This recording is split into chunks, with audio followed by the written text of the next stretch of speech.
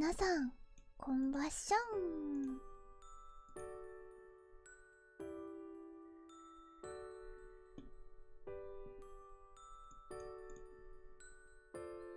この映像は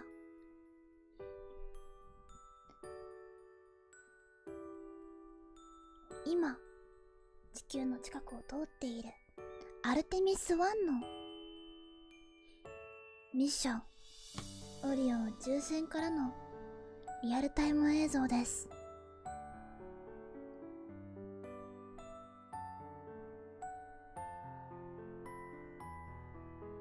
地球が見えるね。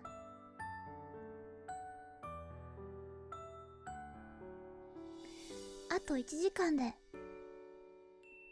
このアルテミスオリオン宇宙船は地球に着陸します。今見ているカメラもその時には分離して見えなくなってしまうということなんですけど、着陸船だけ分離するので、それまでの様子を眺めながら配信していけたらなって思います。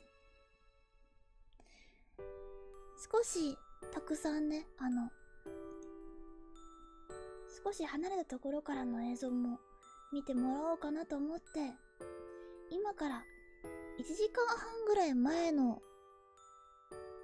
映像に少し戻していきたいと思います。それでは時を戻そう。こちらが今から約1時間半くらい前ですね。午前0時頃の日本時間の地球とアルテミスです。地球まであと2時間ちょいっていうところなのになかなか遠いですよね。この距離から1時間ほどかけて地球の近くまでやってきました。こんな感じで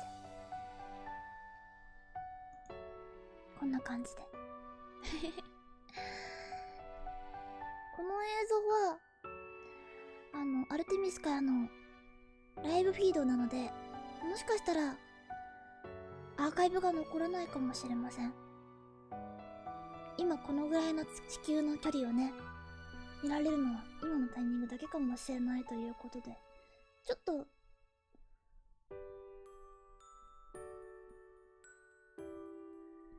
写真とか撮ってみるのもいいかもしれませんね。こうやってほら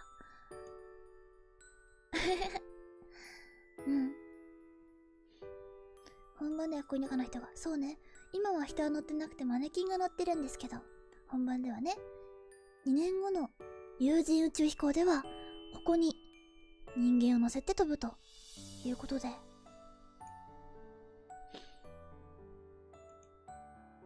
月に行くのと地球に帰ってくるのが同じ日になったんだなと思ったけど日付回してたわ大丈夫、アメリカの時間だったらまだ同じ日だからはい、こちらが今から1時間前の地球の様子。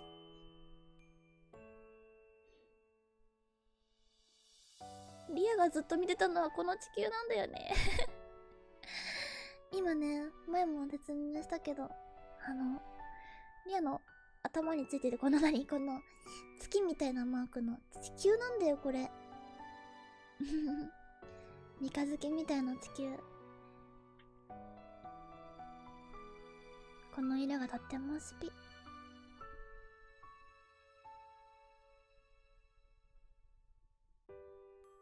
ゆっくりに見える？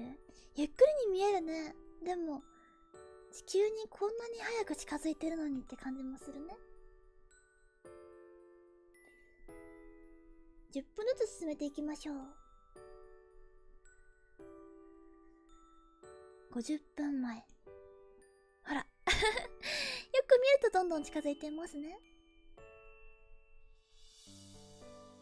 40分前。わあ、すごい相対的に動いてるのがわかるわこれぐるっと回っています。綺麗だなぁ。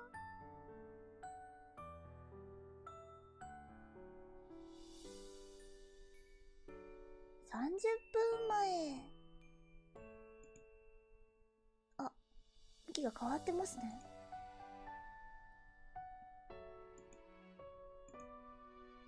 向き変わるとこ見よっか。カメラはこの太陽電池パネルの先端についてるみたい。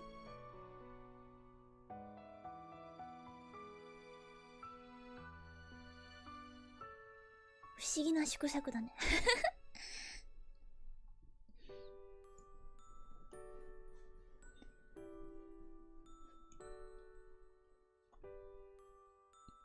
くるっと機体を向けてるのがわかりますね。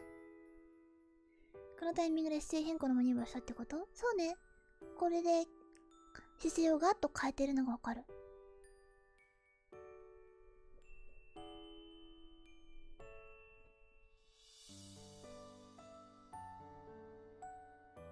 帰還する宇宙機関の映像ってかなりレアなのでは。そう思うよ、本当に。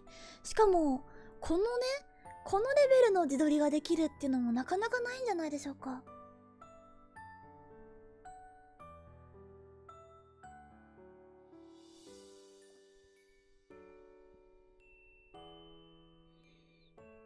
宇宙船の姿ってこんな風に映って見られるのってすごくね、ないからさ。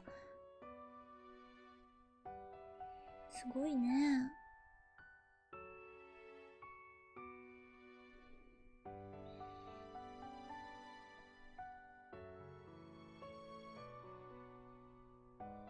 リアタイで見られるのすごいね。ね、本当にすごいと思います。ハローリアちゃん、ハロー。ではちょっとじゃあ向きも変わったところで、太陽光発電のこの板のね、パネルの向きも変わってるのが見えるかな？ほら。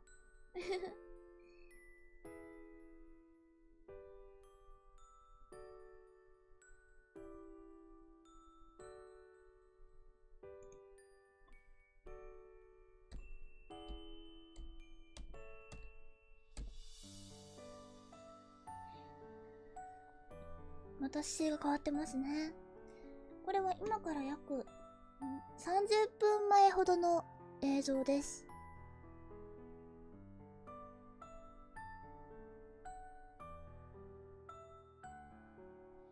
ちなみに今ね、アルテミスからの映像途切れてるみたいなので、とりあえずこれを流して幸せになりましょう。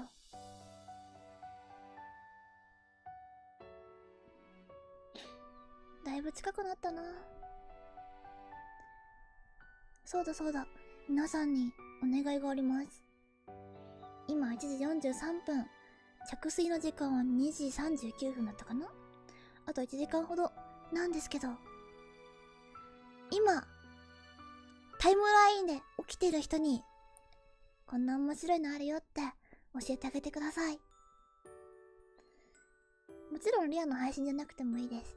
NASA でもいいです。ぜひともこの瞬間をぜひとも一人でも多くの人に教えてあげてください。まあ、つまりツイートしてリツイートしてくれってことなんですけど、お願いします。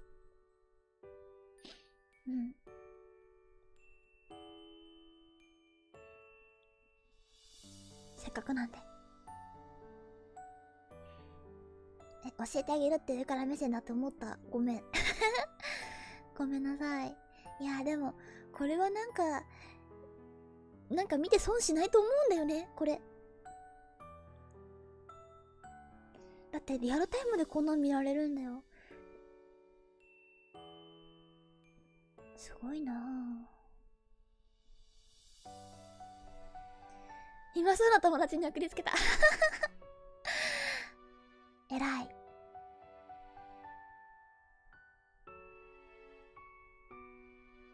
さっきツイートしたら見知らぬ外国の人がいいねしてくれて驚いている。おー、いいですね。国境を越えますからね、こういう話題って。コンバッション、ありがとう、コンバッション。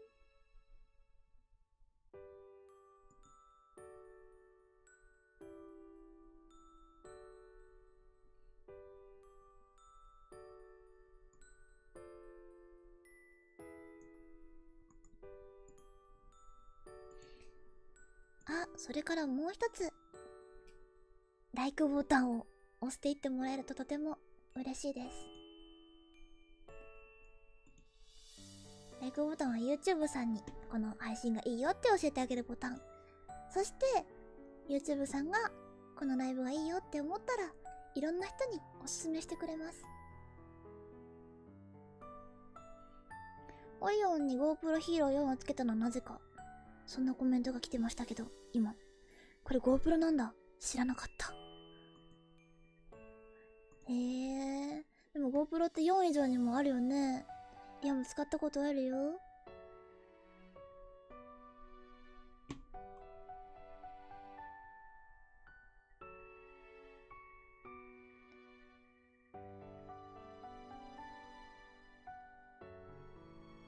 少し飛ばしてみますか。あ、飛ばさなくてもいいかな。2倍速にしてみますかね、じゃあ。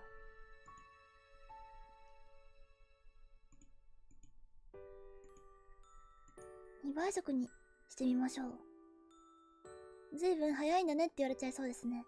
2倍速です。ごめんなさい。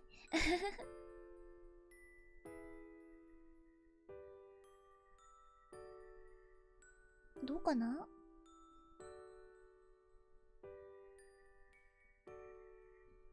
こんな感じですけど。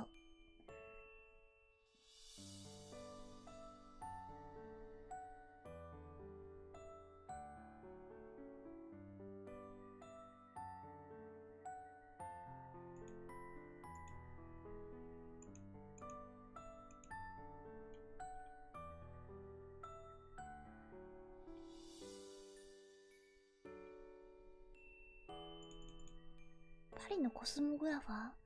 何それ何それ、すごい人に見つかったのかな。ありがとう。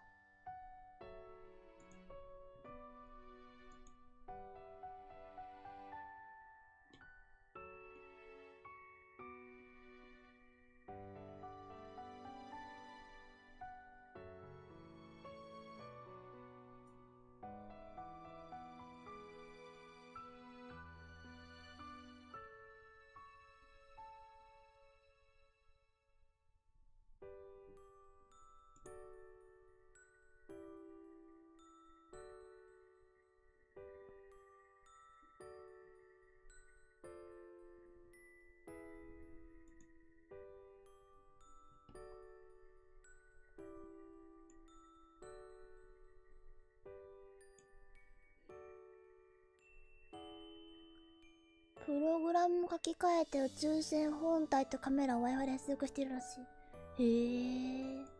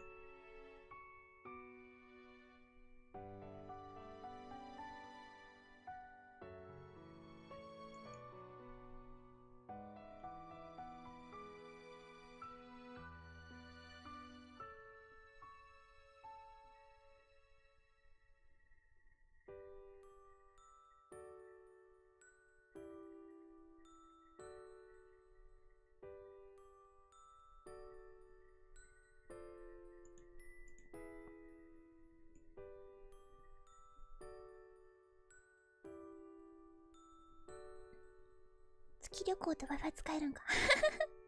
確かに。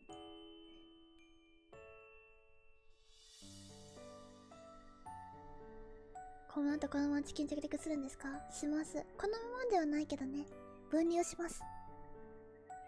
今見えてるカメラとか、今見えてる白いところ、ここはね、もう分離して帰ってこないところ、この先端についてるカプセルだけ帰ってきますよ。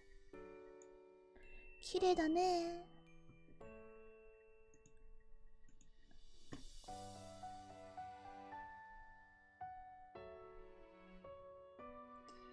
着水は2時30分過ぎとなっています。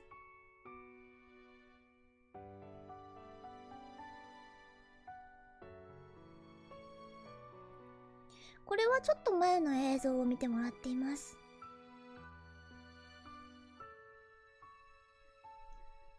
2倍速ですけど。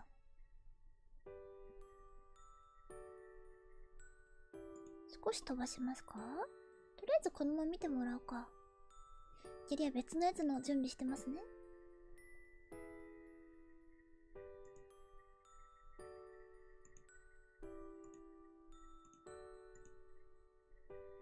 あ、グッドボタンたくさんありがとうございます。まだまだ足りないので、アンケートにしちゃいますよ。Like、グッドボタン、押してね。お、ライラありがとうございます。ライラー。大丈夫？ぐるぐるしてない？配信できてるかな？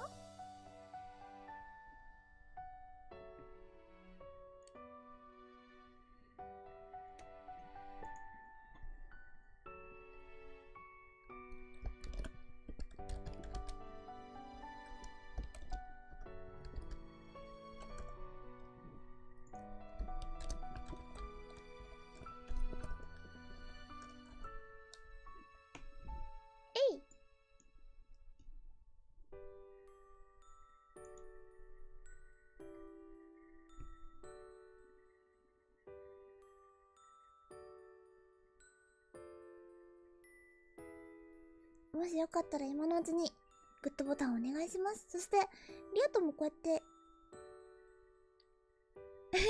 地球とオリオンとリアもう取れないからね。帰ってきちゃったら2年後まで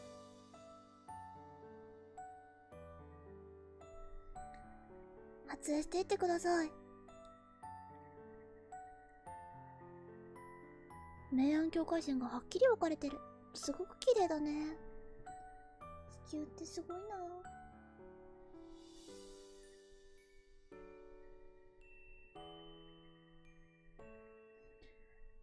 ね、あんな遠かったのに近づいたのがわかるでしょ。さっきまでこんなんだったのにね。どんどん近づいてこんな感じ。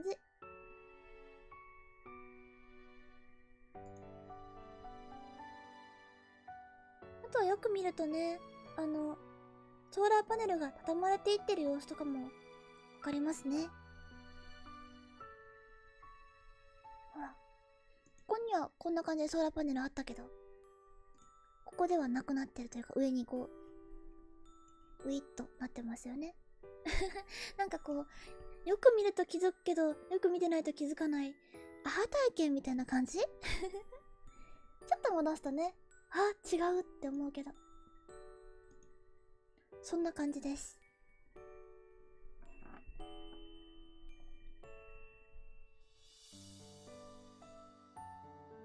アルテミス追加も全部撮って一番にまとめたい。あ、いいな。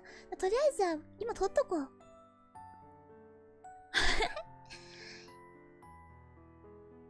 こんな感じで撮影しとこう。そしたら何年後かに見返して、わあ懐かしいなんて思えるかも。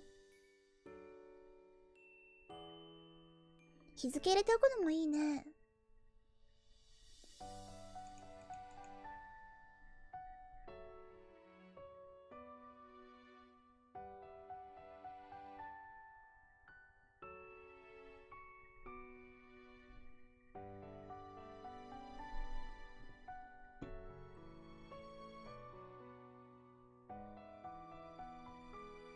さて、この辺でちょっとね、アルテミスからのフィードがなくなってしまうので、アルテミスからのフィードがない間、ちょっと今までの復習みたいなのもしようかなって思ってます。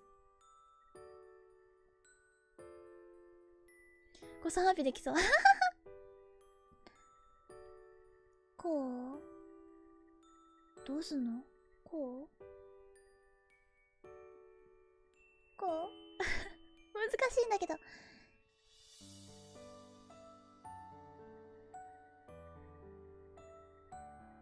もてなしが月着陸を断念した時は人類が月に着陸とかできたはずがないみたいな声も言いましたが、それは陰謀論だよ。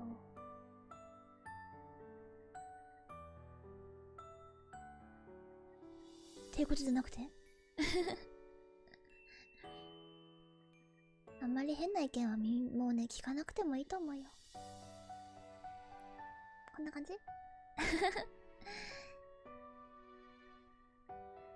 地球の裏側、夜側からこれを見てると考えると不思議な感覚だな。そうね。みんなは今こっち側の裏にいるわけですからね。変な感じね、ほんと。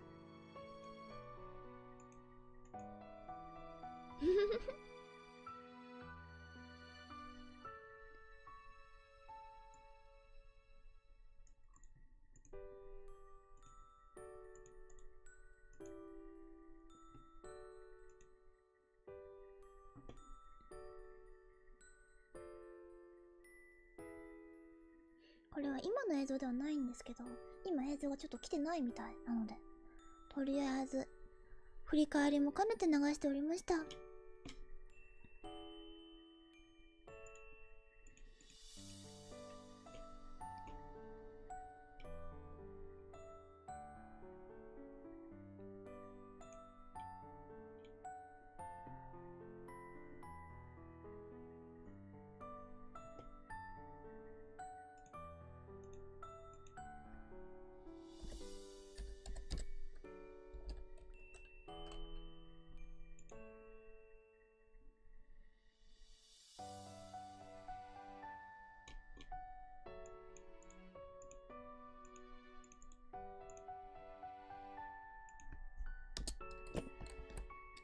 切れましたね。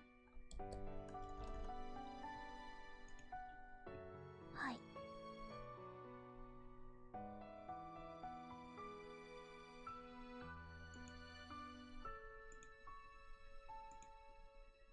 ということで、現在までこんな感じで出ていません。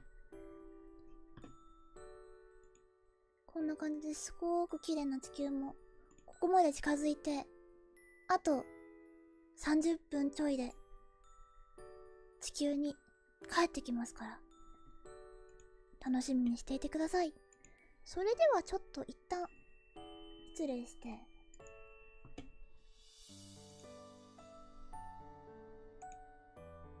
ちょっと待っててね。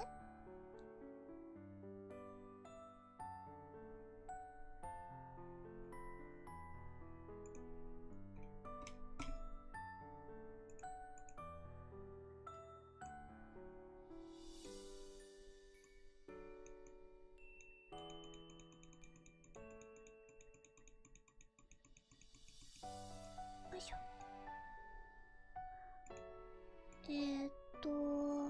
どうしようか。ち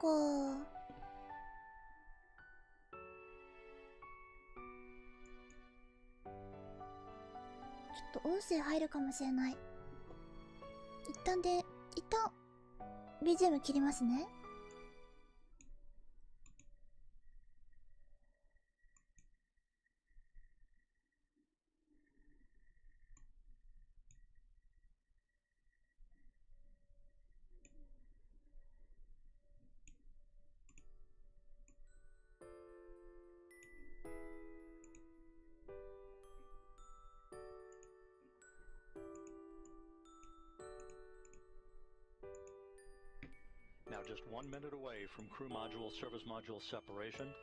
クルーモジュールとサービスモジュールの分離まであと1分ということです。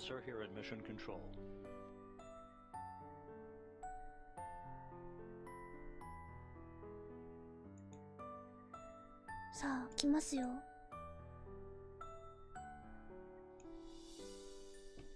ちょっともう一窓用意しようと思うので、もうちょっとお待ちください。この BGM 消しますか？あと30秒だって言ってます。じゃあちょっと消しますかね。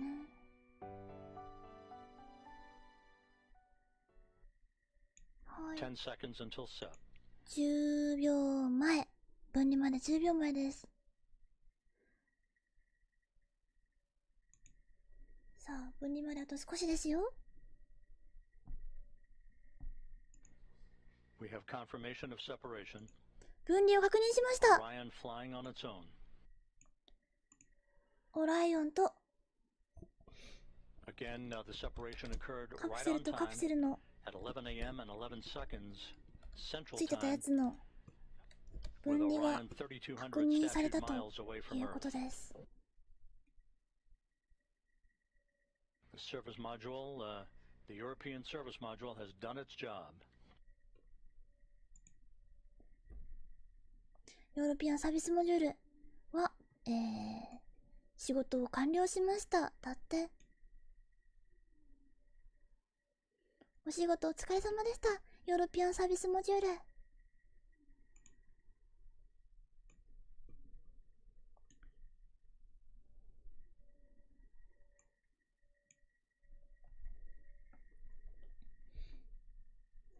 はい。もう一窓出そうと思っているって言ってるのは、さっきのフィードなんですけど、フィードはもう来てないのかなと思います。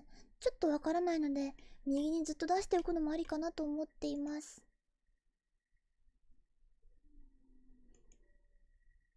So with Orion flying on its own, we're about 18 and a half minutes away now from the point of entry interface, where Orion will be put through its paces. This is where the heat shield will begin to feel the effects of peak heating of 5,000 degrees Fahrenheit on the heat shield, and the beginning of two blackout periods where the plasma around the vehicle will build up such that it will block data and communications between mission control and the spacecraft itself. そしてプラズマに包まれるのでブラックアウトペリオドがやってきますと言ってますね。あとはテレメトリーがあったらいいのにねってコメントいただいたので、テレメトリーも載せようと思います。少々お待ちください。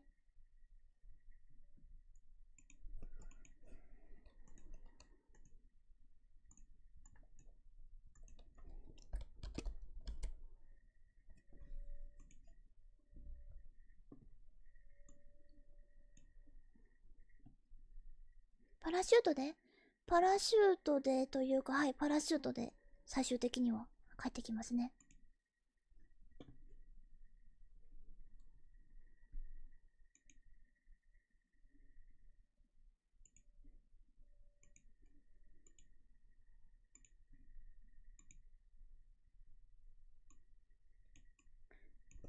これ見るの忘れてた。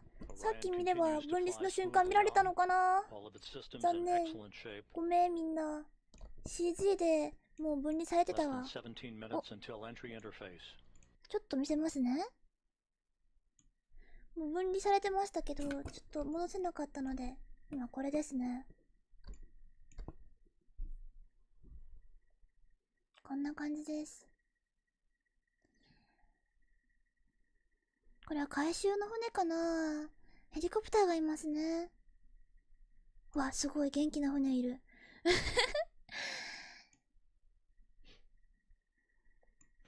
今こんな感じで見えてますよ。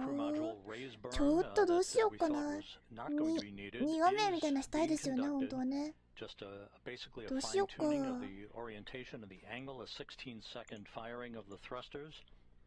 And a good burn reported 8.12 feet per second in こうしたい。 change in こうす velocity. る。 So the raised burn was executed.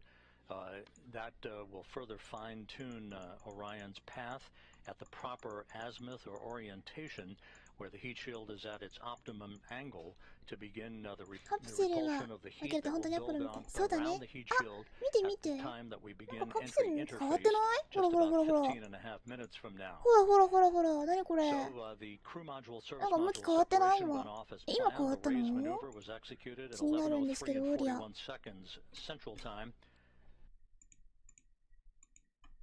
Again, the raise maneuver was executed. Orion now flying at the proper orientation for entry interface into the Earth's atmosphere.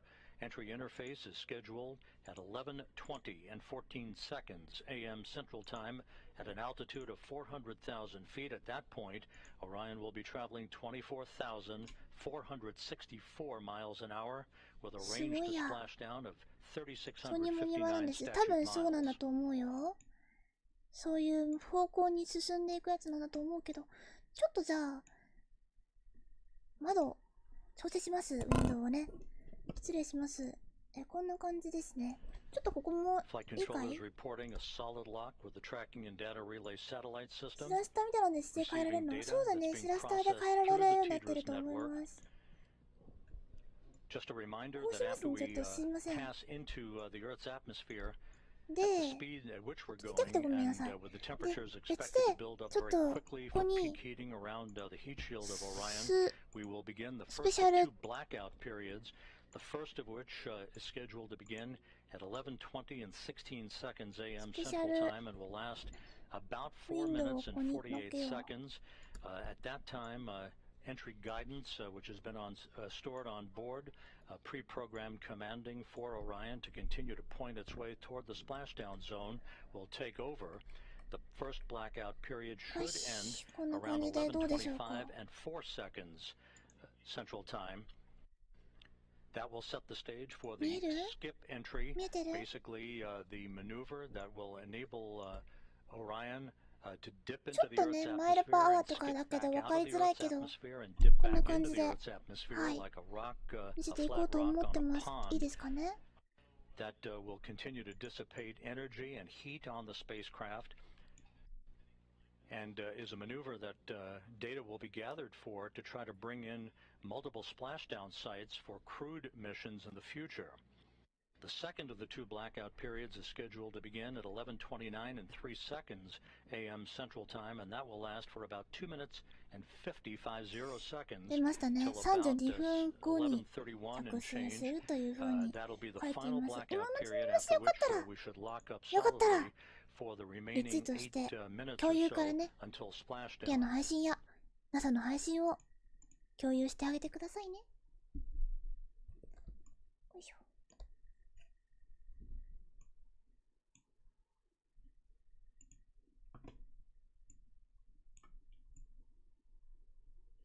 ヤードポンド法は滅んで、まあね、確かに。でもヤードポンド法は書いててもいいけど、ヤードポンドじゃないのも併記してくれたらいいなって思ってる。滅ばなくてもいいけど、よ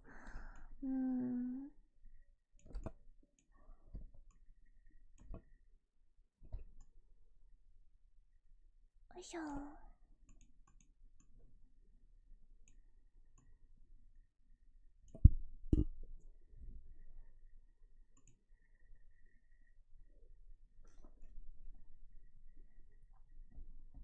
This is Mission Control Houston, 12 minutes away from entry interface. アルテミスからのフィードは完全にやっぱりないっぽいですね。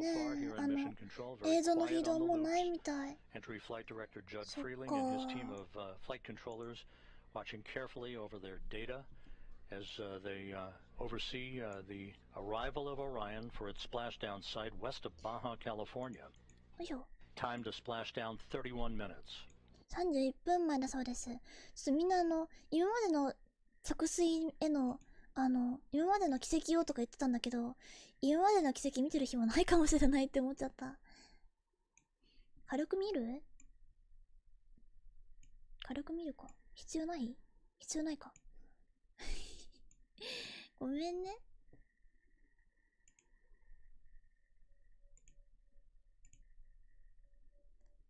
今までの奇跡を見ようかなと思ったんですけど。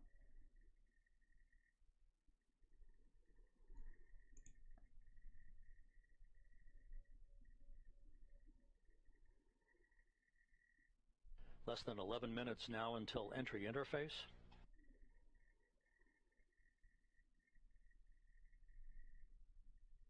During the period of the two blackouts, and even after we have emerged from the second of the two blackouts, Orion, through a series of pre-programmed commands stored on board, will conduct a series of role reversals.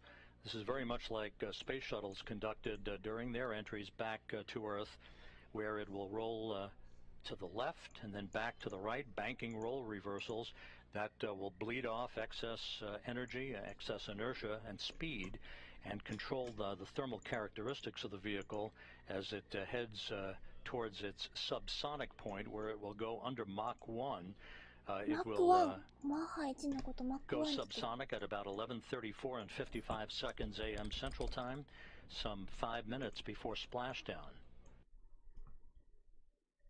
If everything goes as planned, Orion will reach an altitude of 40,000 feet at 11:35 a.m. Central Time, just about a minute before forward bay cover chute deploy begins, the series of 11 chutes, 3 that will pull the forward bay cover off of the top of the crew module. That'll be followed by the deployment of the drogue chutes and then the 3 large main parachutes. ドローグシュートを開いて、その後に3つの大きなメインパラシュートを開きますって説明されてます。 Orion now 28.5 minutes until splashdown. あと20分ちょいでスプラッシュダウンですというふうに言ってますね。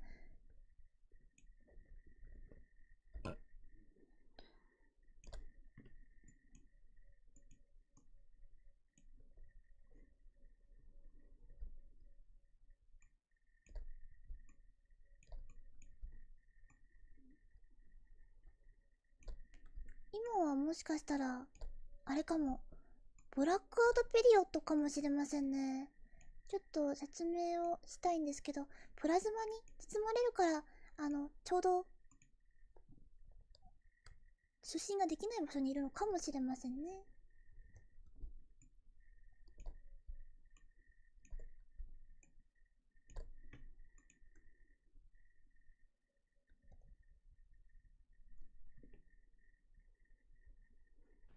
Orion is approaching 今はキャンベラのところで出信してるはずだけどしてないね。 27.5 minutes until splashdown. We're just 8 minutes away from the point at which Orion will dip into the Earth's atmosphere and begin what basically is a hellish entry where temperatures around the spacecraft will raise to about 5,000 degrees Fahrenheit. That's half as hot as the outer surface of the sun. 今までの打ち上げも見ていこうと思ったんだけど、あんまり見てる暇ないかもしれんわ。まあこの SLS という今左側の下でね見てるこのロケットに乗って打ち上げが行われました。今から約1ヶ月ぐらい前かな。半月12月だから今11月の16とかだったかな。こんな感じで配信がありましたね。難しいですね、もう。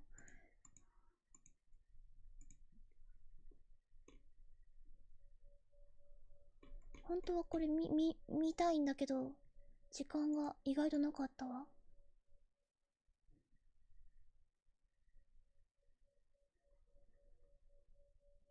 はい。こんな感じで分離もしっかりしててね、すごく上手に飛んでいきました。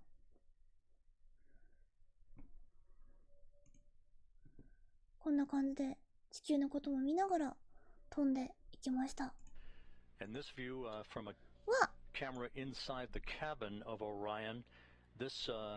オライオンの中からのwhen it shows the forward bay cover jettisoning and the initiation of the parachute deployment 見えるの？キャビンの中身だって、すごい。Entry interface less than 6.5 minutes from now.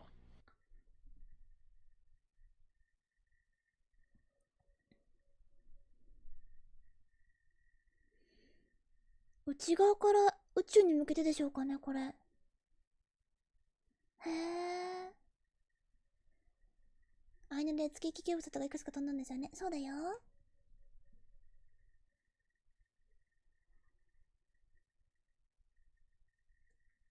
カメラいっぱいついてますね。右上のはあって、右のは再現 CG というか、今の値に合わせた CG が出る。The Orion crew module separated from the European service module about 14.5 minutes ago, right on target as it was planned, and a short raise maneuver, a 16-second firing of Orion's thrusters, oriented the vehicle, raising it just a tad so that its heat shield was at the proper orientation in the direction of travel to begin entry interface in about 5 minutes at an altitude of 400,000 feet above the Earth.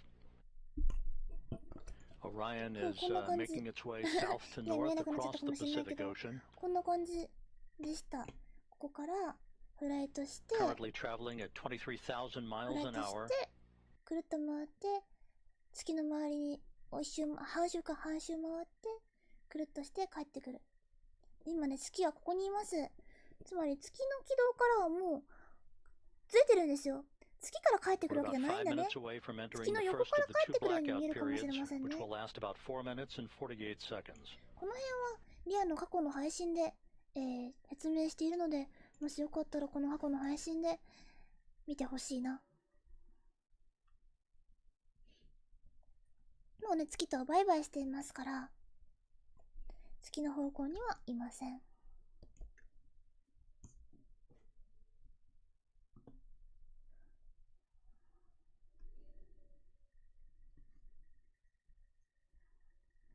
A journey that began with the power of the launch of the Space Launch System 25 and a half days ago, こんな感じの場所にいますね。about to reach its final minutes in the searing heat of re-entry, where temperatures around Orion will build up to 5,000 degrees Fahrenheit. ここは結構面白いかなと思うので紹介したいところですね。Just under 4 minutes until 飛ん entry だ時の interface. 軌道がこう横向きというか、難しいな、見せづらいな。地球から暗いね、すごく暗いね。横に飛ぶ、東向きに打った感じで飛んでるんですけど、今回ほら極軌道なの分かるかな、つまり南極の近くを通ってるんですけど、こういう下から通ってくるんですよね。極軌道を取って帰ってくる感じです。そうそう、極軌道で帰ってくるね。そうそう、極軌道で帰ってくるのよ、これ。面白いよね、これ。 Entry interface, which we will reach about 3 minutes from now, Orion will be at an altitude of 400,000 feet, traveling just under 25,000 miles an hour, with a range to splashdown of 3,659 statute miles. これ、スプラッシュダウン早くねここでスプラッシュダウンなの違くない？ここはちょっとまだ浮いてますよ。That will last just under 5 minutes, about 4 minutes and 48 seconds. よし。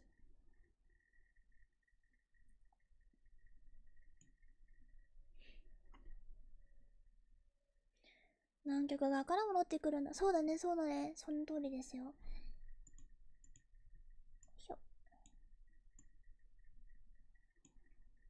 ちょっと見づらいのでね、こういう向きにしたいんですけど、見づらいな。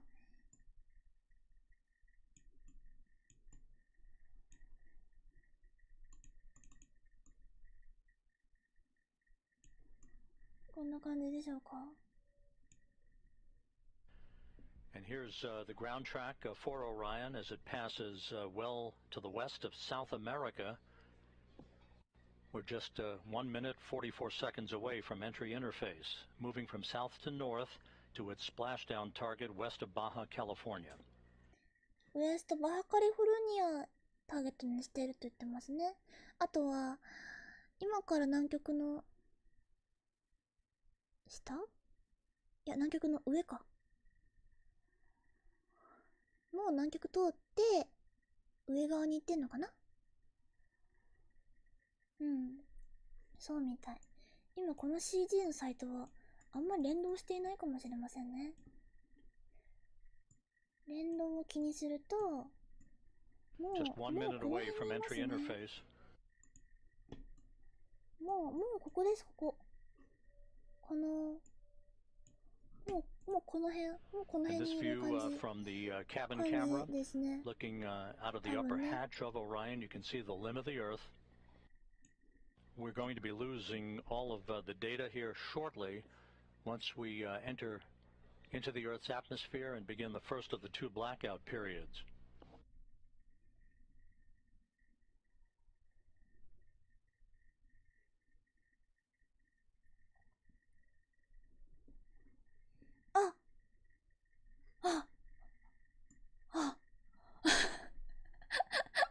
終わってしまったもう帰ってきちゃったCG が終わった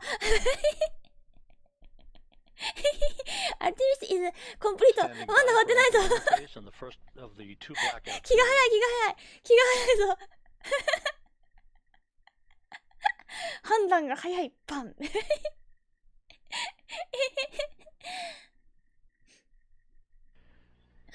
すごい。エントリーフェーズです。始まりました。エントリーフェ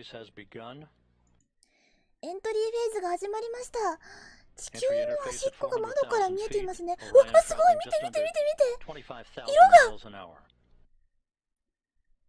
わー。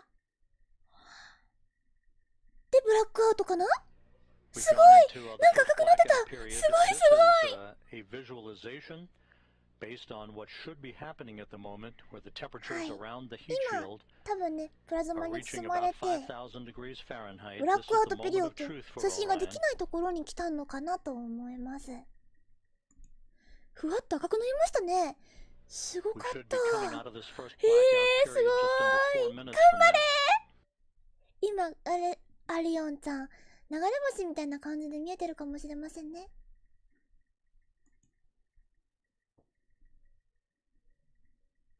Orion should be traveling about 23,326 miles an hour at the さ moment. あ、これなんか今ちょっと出 Range てる to のなんだろう splash ね、この down 左下に出てるのは。 3,125 statute miles. 通信が切れてるのかそれとも繋がってるのかよくわかんないけど、すご Again, く楽 this しみ is な a やつが。 visualization of what should be happening 頑張 with れ Orion at the 頑張 moment, れ although we are in a blackout period that should end about 3 minutes and 15 seconds from now. 3分、そして Once 15 we 秒。 emerge from this first blackout ブラックアウト period, ピリオ we'll ドが conduct 続くと the 言ってま skip すね、 entry 今から maneuver that 頑 will 張れ further 頑 dissipate 張れ heat and energy and begin a very, very dramatic reduction in the velocity of Orion as it approaches its splashdown site. はい。すごい映像見ちゃったね。助けてください、シャンソンさん。みんな、なんでそれを思い浮かべるの？よ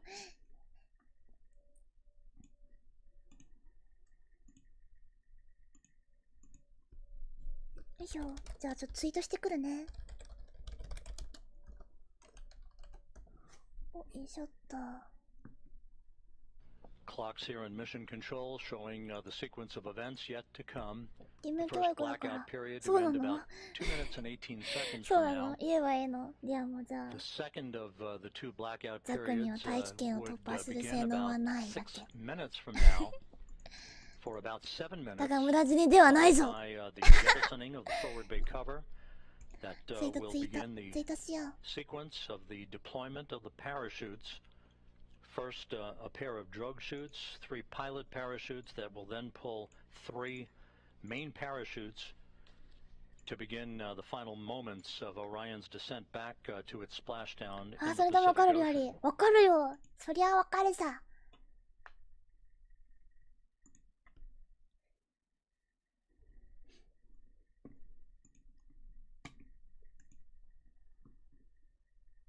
あ、そこに人いるんだ。あ、それはありなんだ。めっちゃ人いる、ここほら。船の上に人が。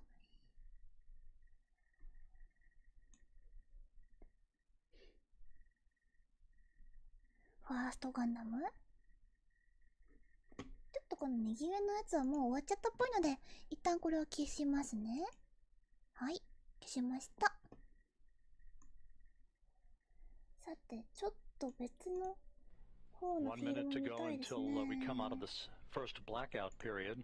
初めの1回目のブラックアウトピリオドが終わるまであと1分 When 分 we っていう emerge 気 from がしま this す。 first blackout period, we'll be at an altitude of 274,000 feet, traveling just under 17,000 miles an hour with a range to splashdown of 2,000 statute miles.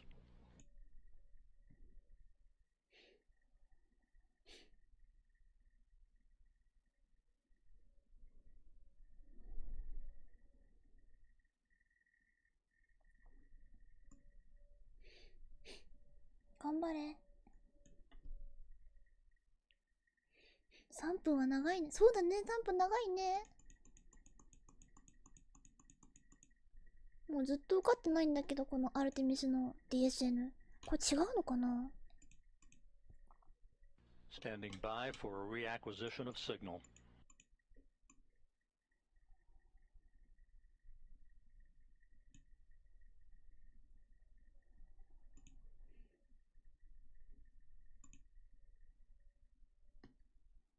200人見てくれてる。ありがとう。この夜遅い時間に。甲板に直接降下するわけではないってことですよね。あ、そうだよ、そうだよ。甲板に帰ってきたらやばいよ。大丈夫。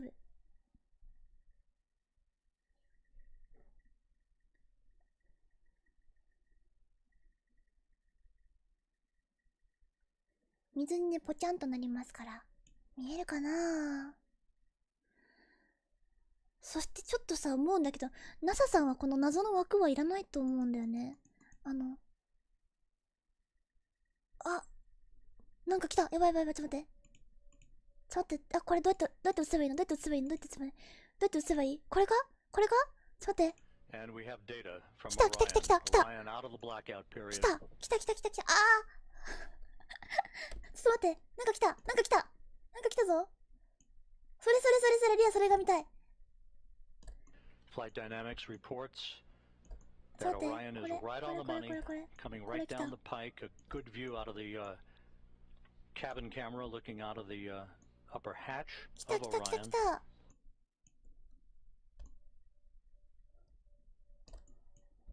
やべえ、すごい。ちょっとじゃ待ってね。こうやって右 We 上に should 出 be しておきますね。 performing ず the っとこ skip れが見ら entry れるように。 maneuver momentarily. すごいなんかピカピカしてる。 Good communications established with Orion. ちょっとごめんね。タイミングはあれだけど。これ違うかな？ DSC の消して、The second blackout period to begin about 2 minutes さあ、2 from 回 now. 目のブラックアウトピリオドがあるらしいです。ここから2回目のブラックアウトピリオド、2回目は2分あると言ってますね。2分のブラックアウトピリオド。さっきから2回あるとは言ってたんですけど、こんな感じで2回あるんだ。へえ、面白いね。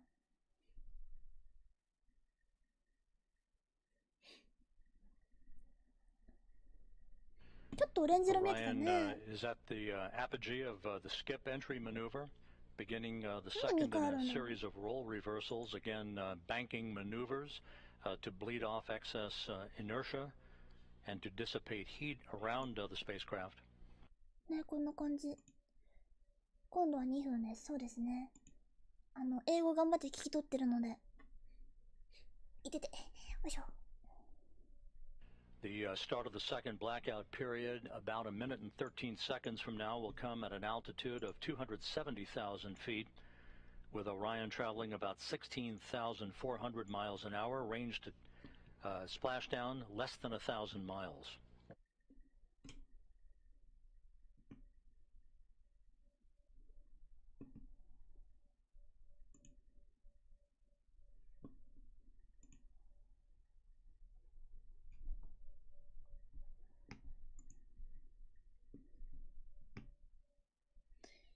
どんな感じなんだろうね。このコードの感じとか。そのスキップエントリーの、なんていうの？これがコード？気になるんだけどさ、このグラフが見たいよね。これかな？こう一回こう入って、もう一回こう上がってこうみたいな。そんな感じなのかな。ねえ、コードこれかな？ちょっとわかんない。なんかこうなってポンってなってこうなるみたいなんだけどさ、スキップエントリーっていう方法は。ポフって感じかな。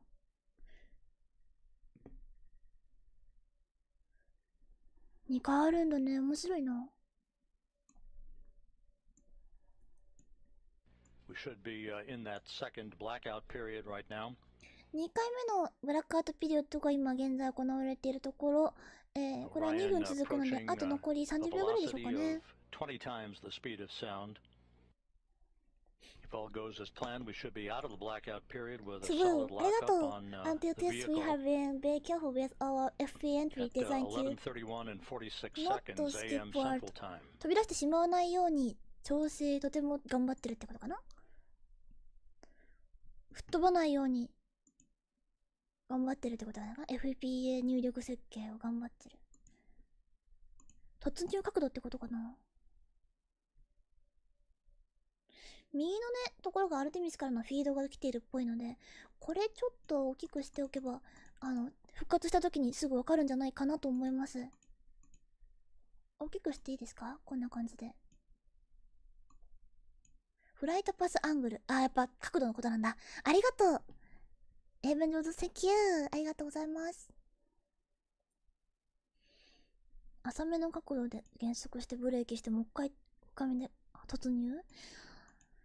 どれくらいの角度でどれくらいのスピードでっていうのがパッとほら、今何も出てないからさ、画面にわからないんだよね。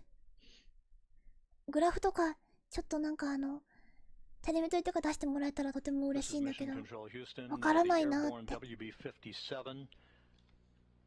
スキップで跳ねすぎて大気圏突入できないってならないように注意していた。あ、というよりかは飛び出してしまわないようにちゃんとケアフルした角度で突入しているっていうことを教えてくれたんだよ。だから今頑張ってるっていうよりもちゃんとスキップ、吹っ飛ばないように、先ほど言ってたほら水切りの石みたいに吹っ飛んで飛んでいかないように角度をちゃんと確認してるって言ってる。その飛んでいかない角度をちゃんと考えて突入してるって言ってると思う。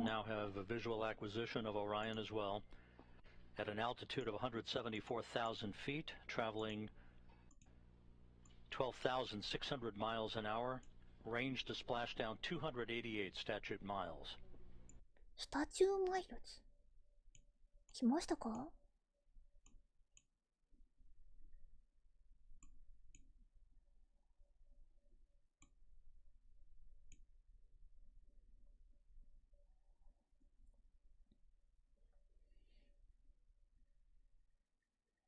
？This view on the deck of the USS Portland.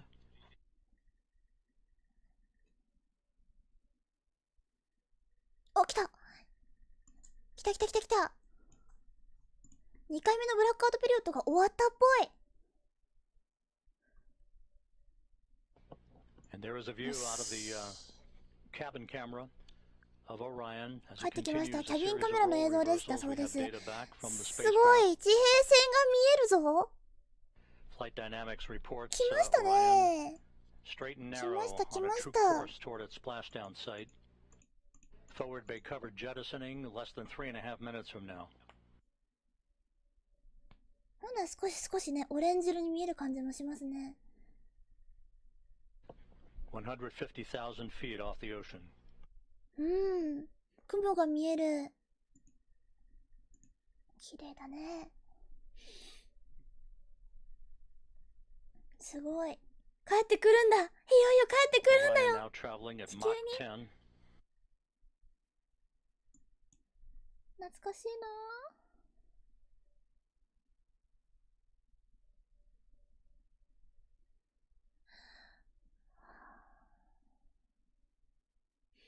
まだパラシュート開いてないのかどのタイミングだろう。まだ開いてないと思う。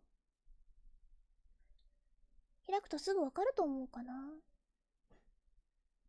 お、向き変わった。お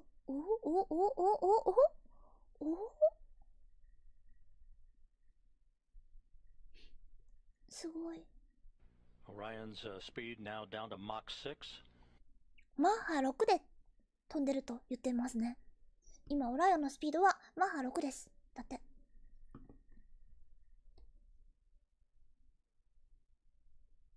2 minutes until forward bay cover jettisoning. リカバー。パラシュートまだかな？リカバージェッティソンまであと2分って言ってる。お、すごい。ぐるぐる回ってる。なんだこれ。Orion 100,000 feet now. 100,000 feet って言った？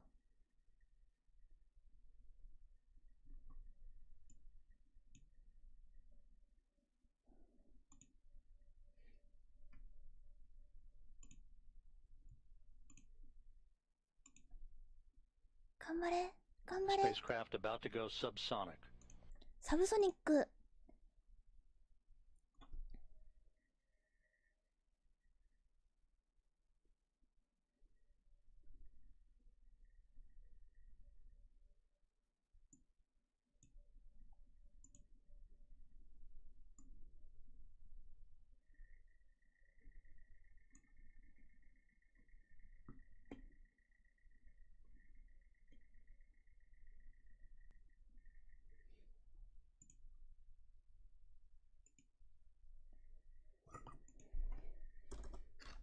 45 seconds until あ forward と bay cover 45 jettisoning. 秒。リカバージェッティショニングっていうのは、回収用のものが出るまでってことだから、パラシュートが出る Orion ってこ now と at だね、多分。 50,000 feet.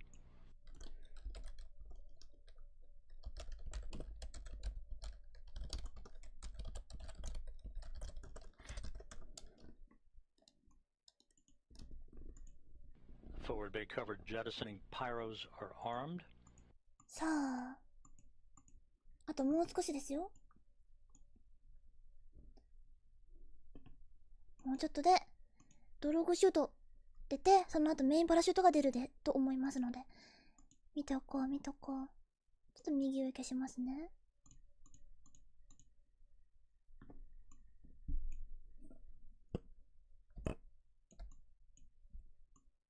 25,000 feet. 来たか、来た来た、ドローグシュートが出ました。見て見て、ほら、 Probes have been deployed. ドローグハブビーンデプロイド。最初にこのちっちゃいパラシュートみたいなやつをね、開きます。このドローグシュートが出て、しっかりちゃんと減速ちょっとだけをした後にパラシュートが開くので見ててくださいね。ドローグは2つなんだ。いいぞいいぞいいぞ。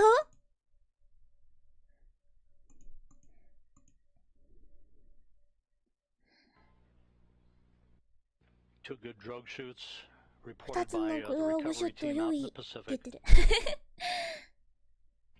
The descent rate is right on the money. Orion's velocity now down to 282 miles an hour. Range to splash down かわいい 1.5 miles. ね。 10,000 feet now. 1000フィートです。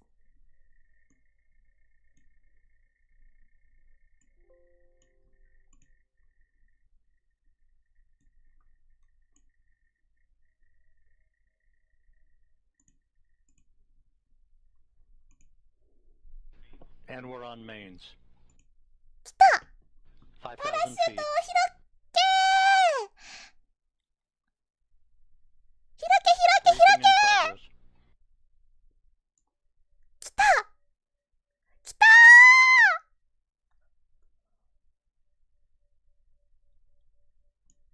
ー。メインパラシュート3つ開けました。 3 good main shoots for Orion. グッドー。見事やったー。 We have 3 fully inflated main shoots. やったやったやったや Time っ to た splash ー。 down 90 やった seconds. ー。 Perfect descent rate reported. パーフェクトパーフェクトですよ、本当に。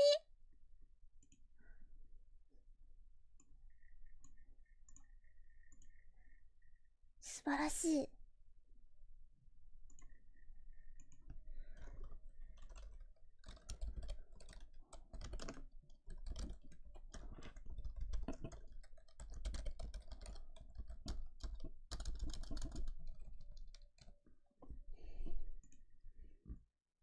すごーい。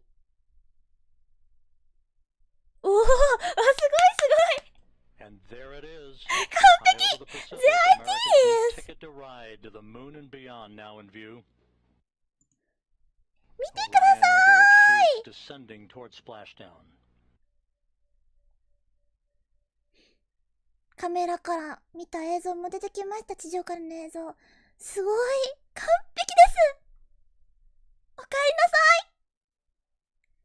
ふわ Orion in the perfect ー、 orientation ない for で splashdown. Just ー。 seconds 月から away. 帰ってきたんだよ。かわいい。お疲れ様。 1,000 feet. 1000フィート。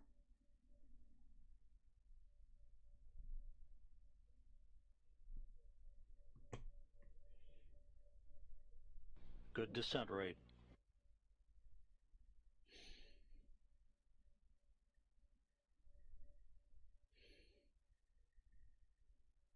あともう少し。あともう少し。500 feet. 500フィート。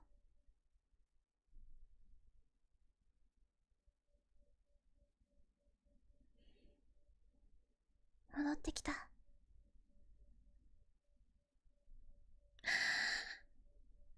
スプラッシュダウン。お疲れ様でした。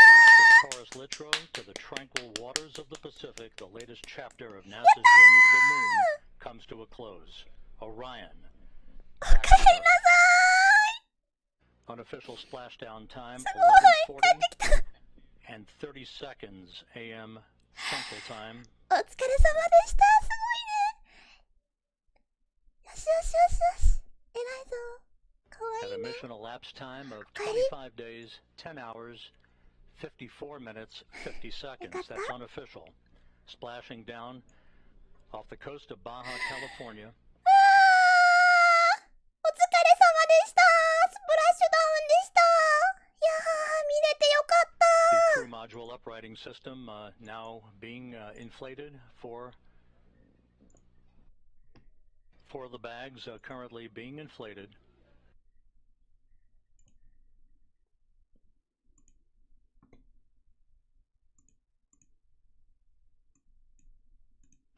And we have a report that Orion is stable one, よくぞご無 upright, 事で。 the way it should be.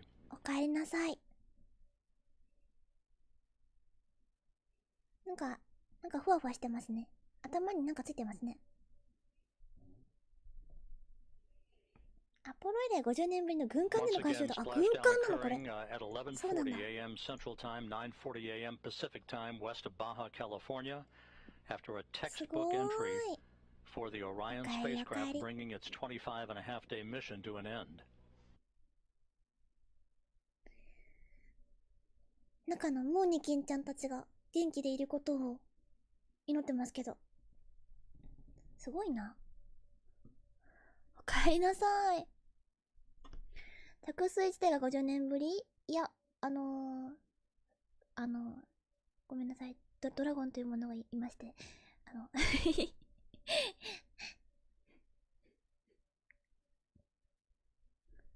スペース X のクルドラゴンというのがいまして、そいつは水に、はい、ごめんって。さっきもなんかアポロ以来の光景ねって言われてたけど、そう、着水自体はアポロ以来はドラゴンでした。逆にドラゴンが行って帰ってきたことによって、宇宙船としてはね、また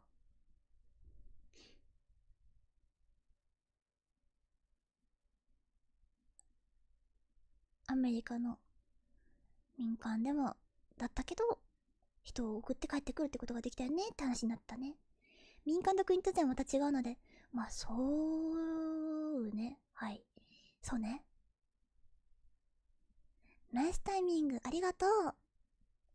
そうなんですよ。そうなんですよ。For the fact that today is the 15th anniversary of the Apollo 17号のルナランディング。これね、さっき言おうと思ったんだけど言ってなかった。なんかね、アポロ17号の、つまり月に行った最後の人の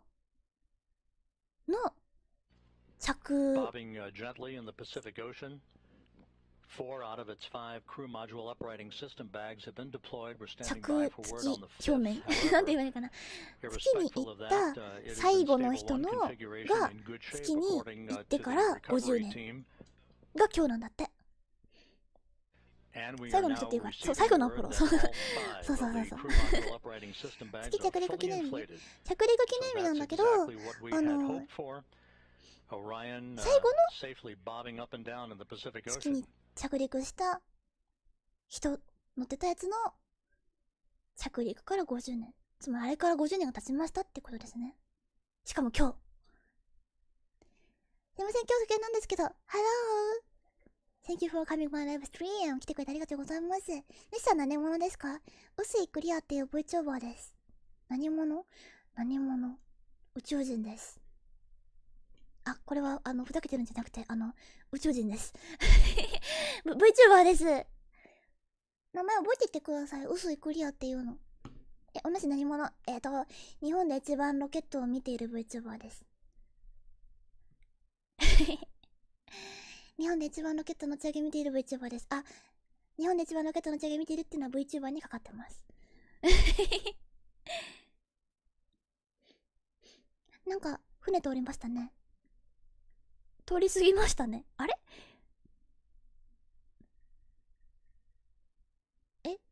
一般通過ボートですか？ちょっと待って。どこ行ったのねえ。中行ったの？どこ行くね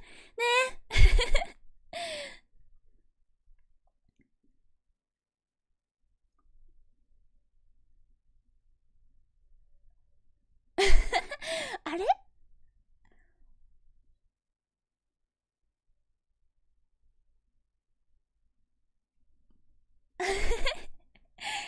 帰ってこないんだけど、ボート。そうか。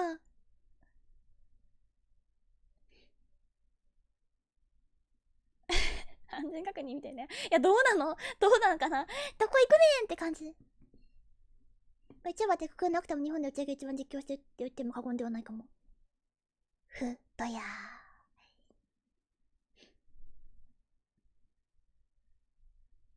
This is Mission Control Houston. You're looking at the Orion spacecraft that splashed down about 6.5 minutes ago at 11:40 a.m. Central Time, 9:40 a.m. Pacific Time. We are estimating that it splashed down around 5 nautical miles away from the USS Portland. The recovery ship and Navy boats and divers will be approaching the vehicle before long. The spacecraft is in what is called a stable 1 configuration, upright, just the way we had expected it to be. これ何時まで配信しようか。困ってる。今どれぐらい配信があるか分かってなかったからさ。何時まで配信しようかなーって。First of the Navy helicopters now approaching the vehicle.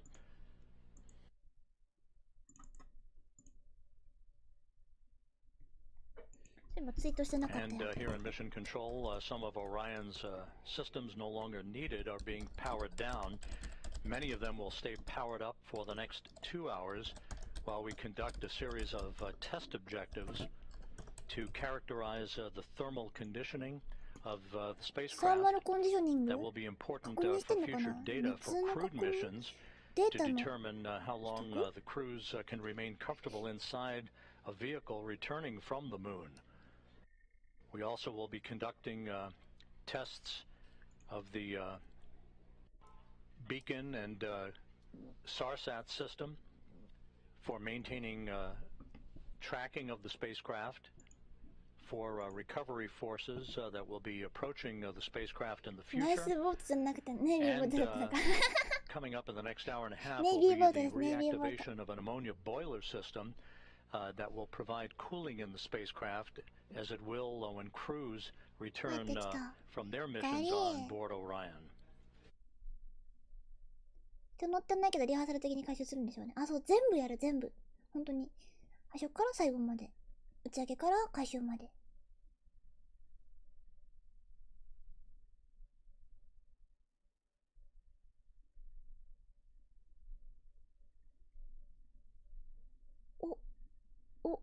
船の映像が出ているような。うわ、なんか人いっぱい向こうにおる。なんだこれ。何しとんの？なんだろうね。ここから関われ。なんか似たようなこと言いましたね、リアね。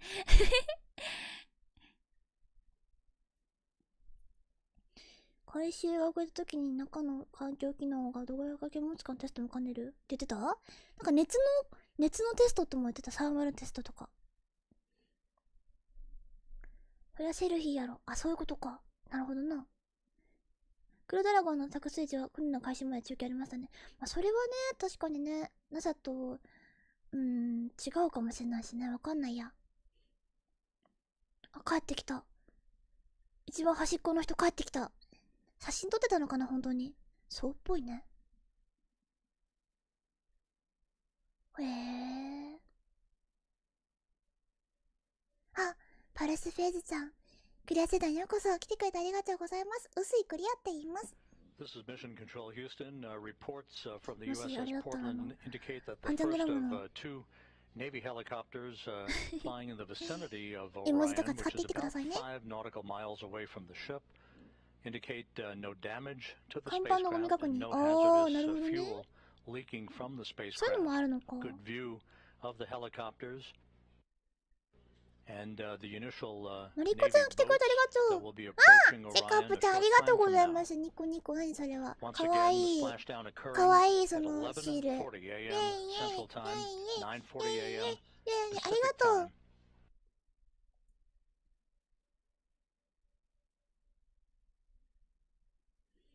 マネキン無事だといいね。ね、ムーニキンっていうね、マネキンが乗ってます。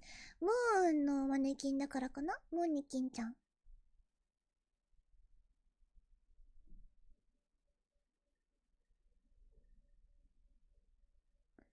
ずっと起きてるんですかってコメントさっき来てましたね。ずっと起きてるっす。いや、30分ぐらい目を閉じたかな。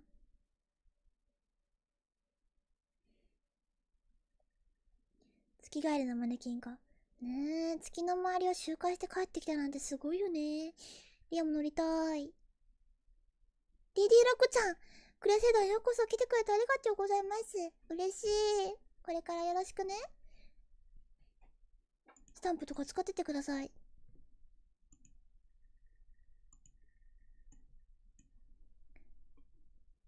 About time I should join. ありがとう。今が入るべき時だと。ありがとうございます。いつ寝ているのか結構気になる。いや、宇宙人だからね、あんま寝てないよ。ムーニキムーニキムーニキちゃん。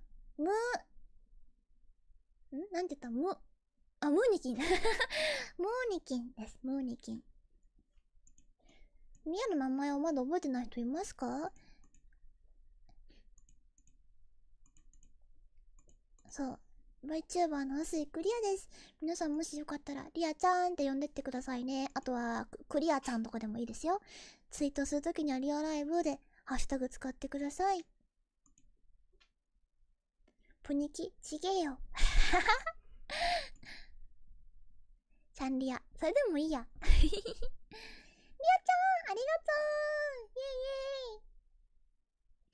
高評価もしてってください。もし皆さん、ポチッとする余裕がある人は、あります？もうちょっと、あれか、ガチ恋距離知ったろか？こうやってほら。もっと見てく？なんかリアのすごいの見てく？そうだね、このね、この今着てる服なんだけどね、去年ね、すごい賞を取った服なんですよ。そう。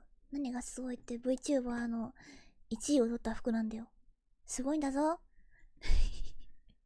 っと意味わかんないこと言ってるなと思った人いると思うんですけど、本当にこの服で VTuber の1位を取って、ホロライブの人とかと喋った。すごい楽しかった。ちょっと今なんか英語版しかねえや。英語版しかないから英語版でもいい？あれ？英語版じゃないよこれ。日本語版あった。1位？そう、すごいでしょ。これ、見て。こんな感じ。へへ。自分で全部、デザインして、自分で全部、作っとんよ。衣装も全部。衣装以外もね、もちろんだけど。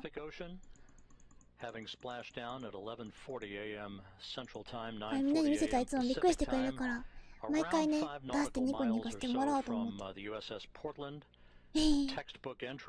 いっしょ。これね、新衣装がまだ出てないんだけど、新衣装もね、早く出したいね。フルスクラッチなんですか？フルスクラッチはそう、これ全部リア製だよ。今動いてるの。これもだよ。リアの体もリアが地球に来てから地球人の真似して遠征した。Watching it from the deck as an observer, we have, you know, as you can see, some broken clouds in the sky. アルテミスが映んなくなっちゃう。アルテミスが映って、こさえたのか、そうこさえたのよ。いやー、アルテミスが映んなくなっちゃう。試着だったんですか？そうだよ。すごいっしょ。才能あふれる宇宙人だから。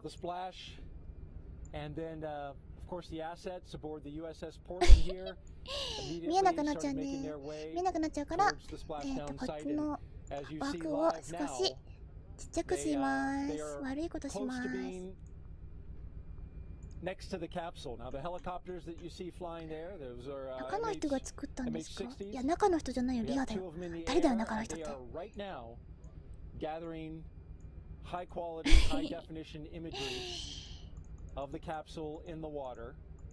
タイヤンファンバンどこ？タイヤンファンバンはね、ここ、リボン。リボンなんだけど、あんま反映されてないかな。ISS が入ってますね。リボン。無敵じゃん。無敵だよ。映画かけて。そう、モデルも作れる。航空宇宙分野も詳しい。そうだよ、オカリナも吹けるよ。オカリナも吹けるし、航空宇宙だけじゃないよ、詳しいの。いやいや、でもね、ちゃんとね。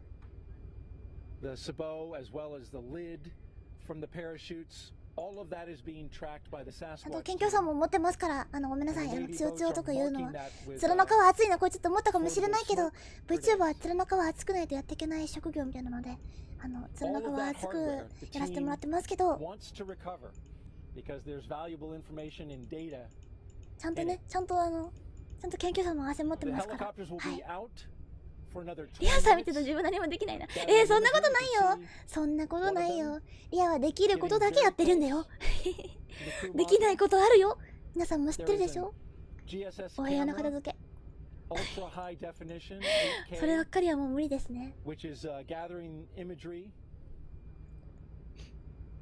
リコプターがかき回してるようにも見えるけど、どうしてんだろう今。これはちょっと一旦しまいまして、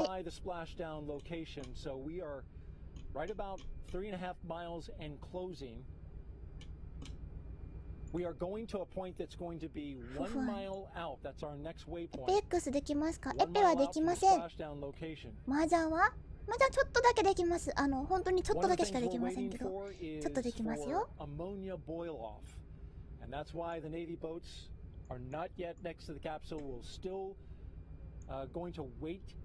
鉄砲のゲームやらんのよね。言っちゃうかもしれない、もしかしたら。現在進行形で航空機の勉強をしてるけど、勉強するリアちゃんやべえなって思います。本当？ありがとう。いいフィニーちゃんありがとうね。そんなにすごい。じゃあもっといいねをくれ。いいねをくれ。リアはいいねで生きている。てか VTuber の餌はいいねだと思ってもらえたら、もう本当に。ポンニャポンニャ。でもポンはしない方が、よっぽどの時がポンしない方が。あれでも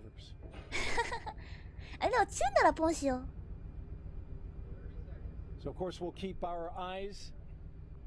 Fixed to the location, our cameras as well. USS Portland's standing by for our next waypoint, 1 mile from 秋葉原行ったんだけどさ、何の話が始まるかと思うでしょ。秋葉原行ったんだよ。そうそう。で、結構早い時間に秋葉原行けて、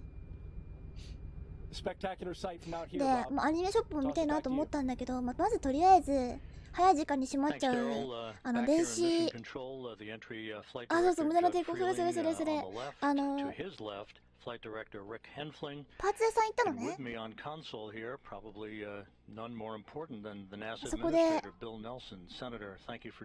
無駄な抵抗を買ったんだけど、じゃなくて戦国通商で麻雀牌を1個ずつ売ってた。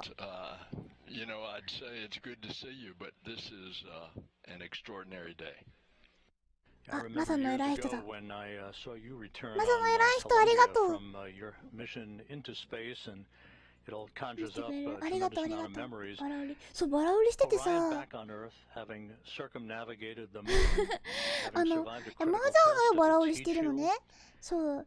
で、なんか、スピナー、はい、持ってっていいよ、1個50円で売ってて、久しぶりに戦国来たなと思って。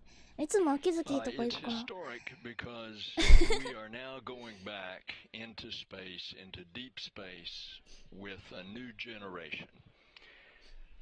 秋葉でパーツ屋さん行くのもはや貴重。行かない？秋葉行ったらパーツ屋。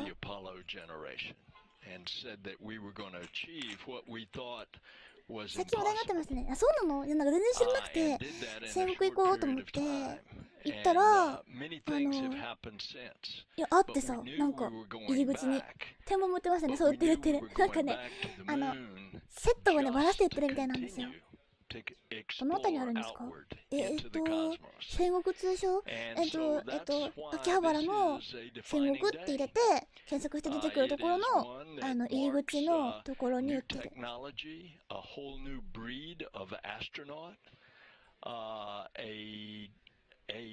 僕秋月偉い。秋月めっちゃ行くよ。あ、揺れてる。よ、待って。あ、切れちゃった。秋月ちゃん、誰よその女。女だったの？デンコなの？ベルノレさん長官だ。こちらの方ね。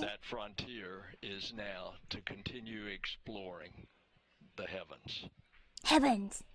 We had to wait a while for Artemis to finally get to the point where the space launch system SLS の話と、あとは探査を続ける話をしてるのかな。あ、そう。何買ったかっていう、そのね、チュンを買いました。チュンと、あと、何買ったかな。チュンとね、鳥。そうと、あ、そうか、その2つかな。チューンとイーソー買った。あとは、無駄な抵抗と、あと、クリアのブレッドボードを買いました。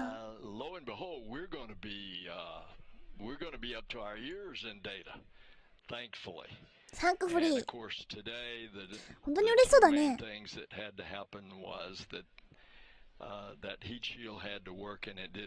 透明なブレッドボード。あ、そう、透明なブレッドボード。クリアカラーのブレッドボード。リアのグッズじゃんと思って買った。1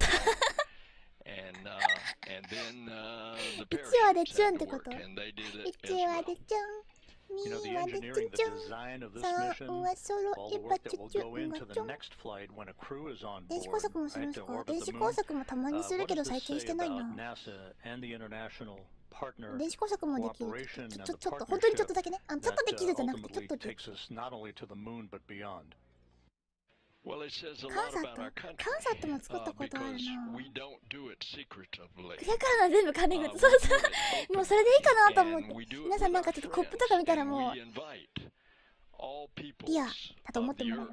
もう、あ、クリアだ、リアだな。最高。世の中の透明なもの全部リアじゃん。もうガラスもリアだし。いいな、それ。いいな。缶バッジとか透明な缶バッジでよくない？アクリルでもさ、もう母材だけでよくない？あ、それでいいじゃん。新しいかもしれん。ちょっと誰かやって、臼井クリアさんのグッズ。臼井クリアさんのコラボカフェ来ましたって言って、コップに水入れて言って。いいな。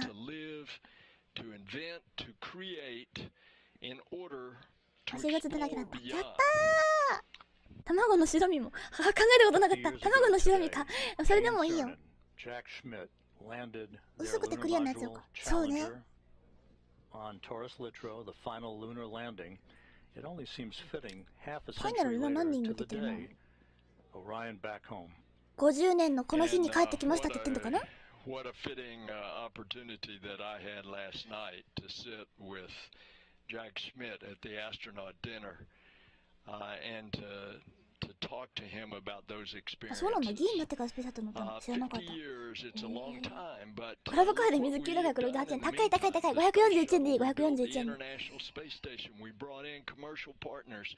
We now コマー go シャルパー to トナーと and かってる。 from regularly. 真空を透明なの宇宙 The 保護 International 士グッ Space ズ。 Station with cargo 天才じゃん。 and 薄くてクリアなやつ。クリアファイルと。あ、それ we もクリアの。は got い。 going to the あ、 moon リア that の are commercial scouts that ファン land アートのタグがクリアひらがな、ファイルカタカナでクリアファイルなので、今日の配信よかったなって思った人は、もし書ける人はね、絵が描ける人はクリアファイルって言ってみてください。 And so it's a new day. A new Success day is has machine dawned. that they finish the And here shell or Artemis its impressive antics up in the generation Morris is taking us room. there. And Orion continues to await the arrival of the USS Portland, which shouldn't be very much longer from now. And some 回収 flight まで出 test てくるかな、 objectives こ that れ。 will be taking place over the next couple of hours before we here in Houston hand the vehicle over to the Kennedy Space Center ヒー recovery トシー team. ド。 NASA Administrator Machine. Bill Nelson, pleasure to see you today, and thank you so much for being with us. What a day. Oh, What a it is day. my great privilege. ニコニコでいいなぁ。ニコニコでいいな。よかったね、長官。やっぱうまくいった時のニコニコ側はすごくいいよね。ミッション、アカンプリッシュドって書いてますね。よかったね。Welcome home! オリオンだって。Welcome home! おかえり。I'm home. 帰る場所へ。ありがとう。おかえり。Sweet home.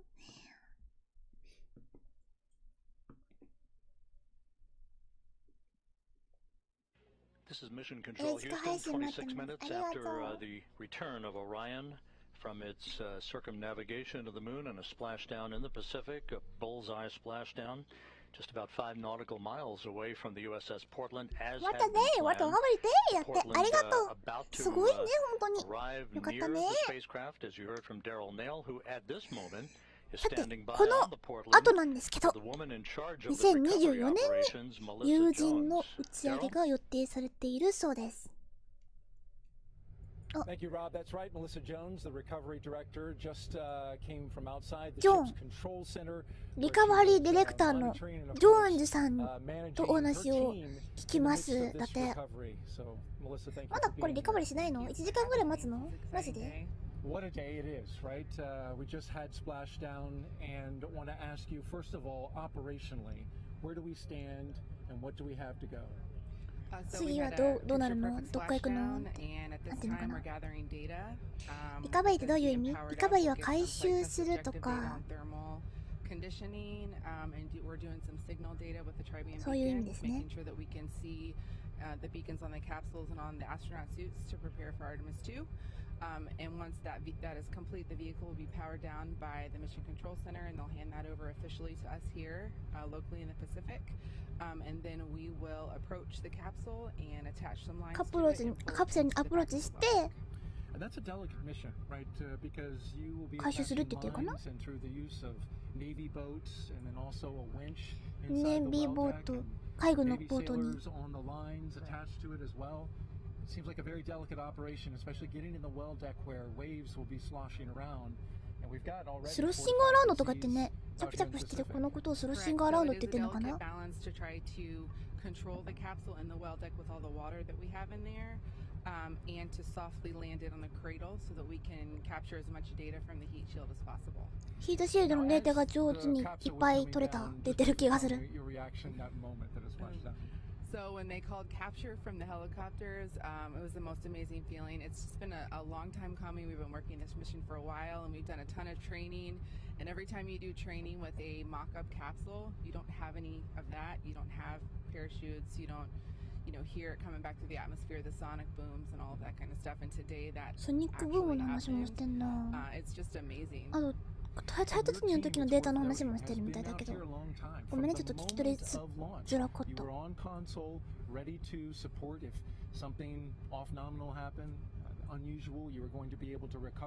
ォノミナルとか何か問題があった時っっていうことを言ってるけど。So you were working that and then stayed through Thanksgiving all the way to now. So it's been a long road. It has been, yeah. Several of us supported launch, and then we deployed out here about 23 days before. We're out here 3日 for 前に Thanksgiving ローン as a チ、 team. なんて言ってるんだろう。 So we have been waiting for this and preparing for it for a while.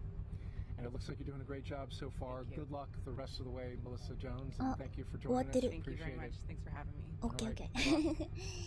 よかったねとか言い出したので終わりだなと思いました。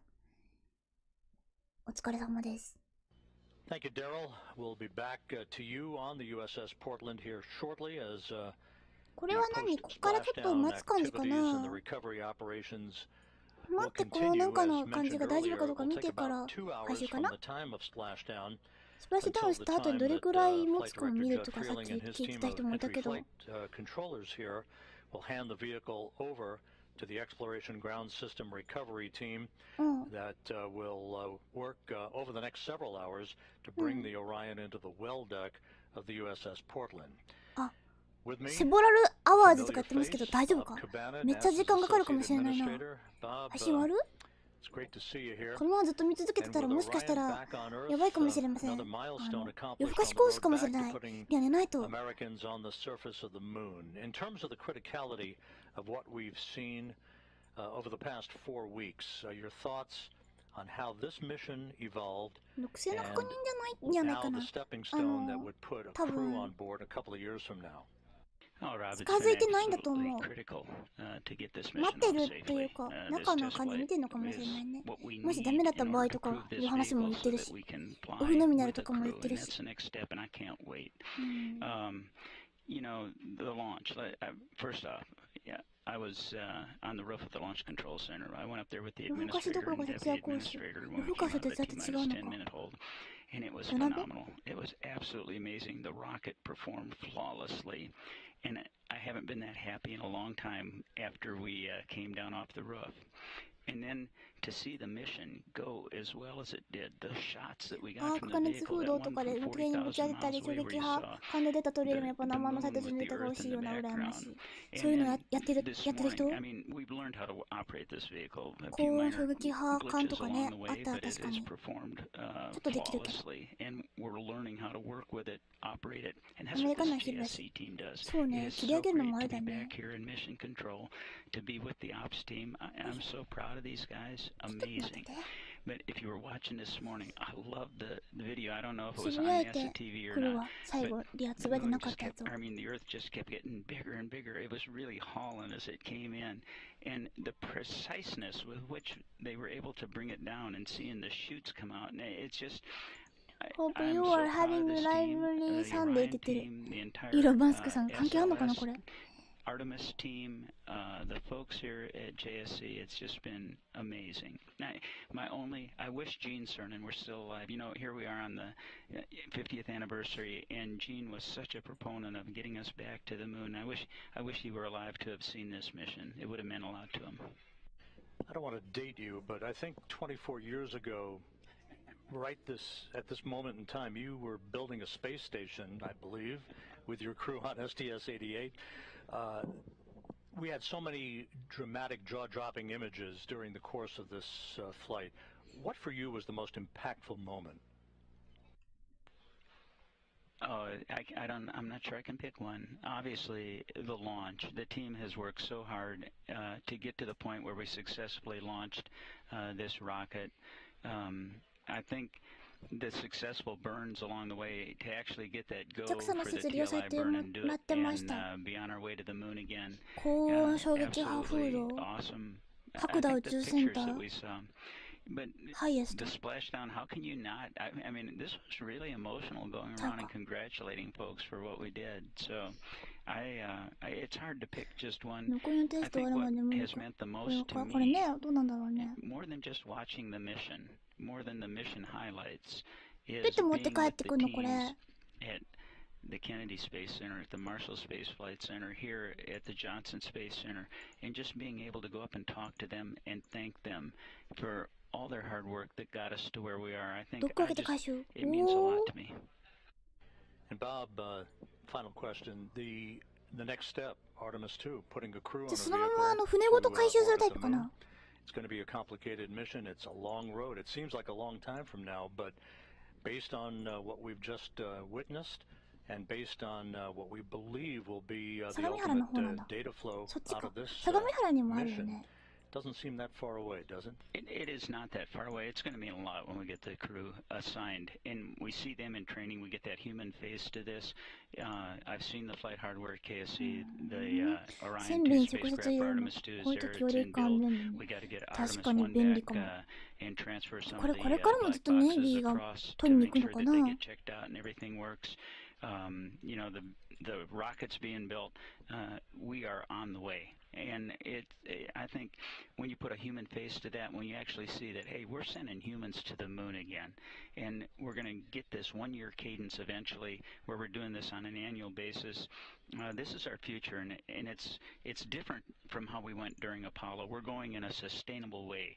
We're paving the way to go onto Mars, not just the moon and Mars, but to establish a presence in our solar system beyond our home planet, to explore, to have those technologies in space, to continue to learn and improve things here on planet Earth. Bob Cabana, NASA's Associate Administrator. Thanks so much for being with us, Bob. Rob, it is always a pleasure to share a mic with the voice of NASA. I think a lot of you, buddy, you know that. We've worked together a long time. You keep doing a great job. Thank you very much, Bob. Bob Cabana, NASA's Associate Administrator, with us here in Mission Control.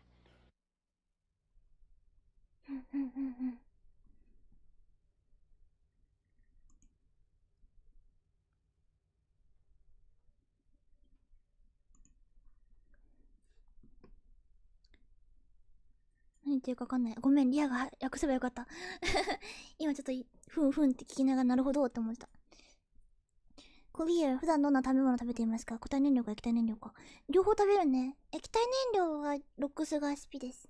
でも食べ物だったらよくバターを食べてるので、バターが固体燃料に入るか液体燃料に入るかはまあどっちか、どっちか次第、君の気持ち次第で。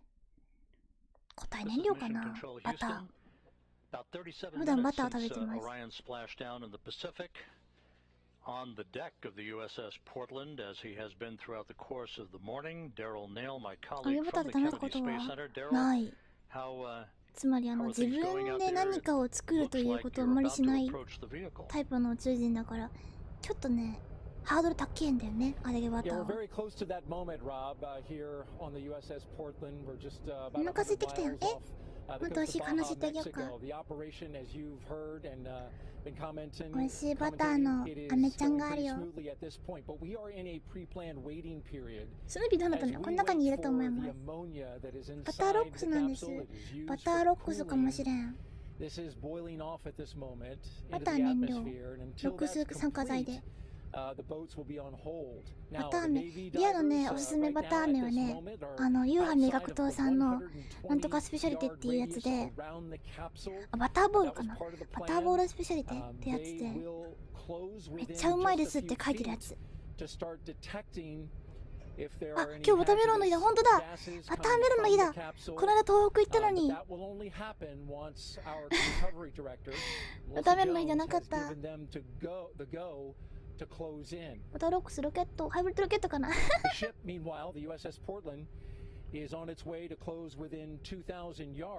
中のカメラ出てないね。あと上の浮きもちゃんと膨らんでいるのかな、膨らんでるのかな。自分でマネスって言ってるのか。いや、そうなんだよ、めちゃくちゃ美味しいから全然そのツヤの皮の厚さとか気にならないんだけど、本当に美味しい。他の香料入ってるバター麺と全然違う。マジでうまい。今も手元にあるんだけどさ、このバターミルクっていうサンガリアさんの飲み物飲んでるもんな。でもバターミルクの方はね、ちょっとね、香料の感じがリア的にはやっぱ本物のバターとちげえって思ってしまうかもしれない。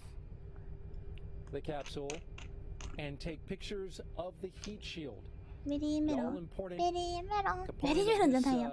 ベリーメロンじゃなくて、メロンバターです。バターメロンです。バターメロン。バターメロン。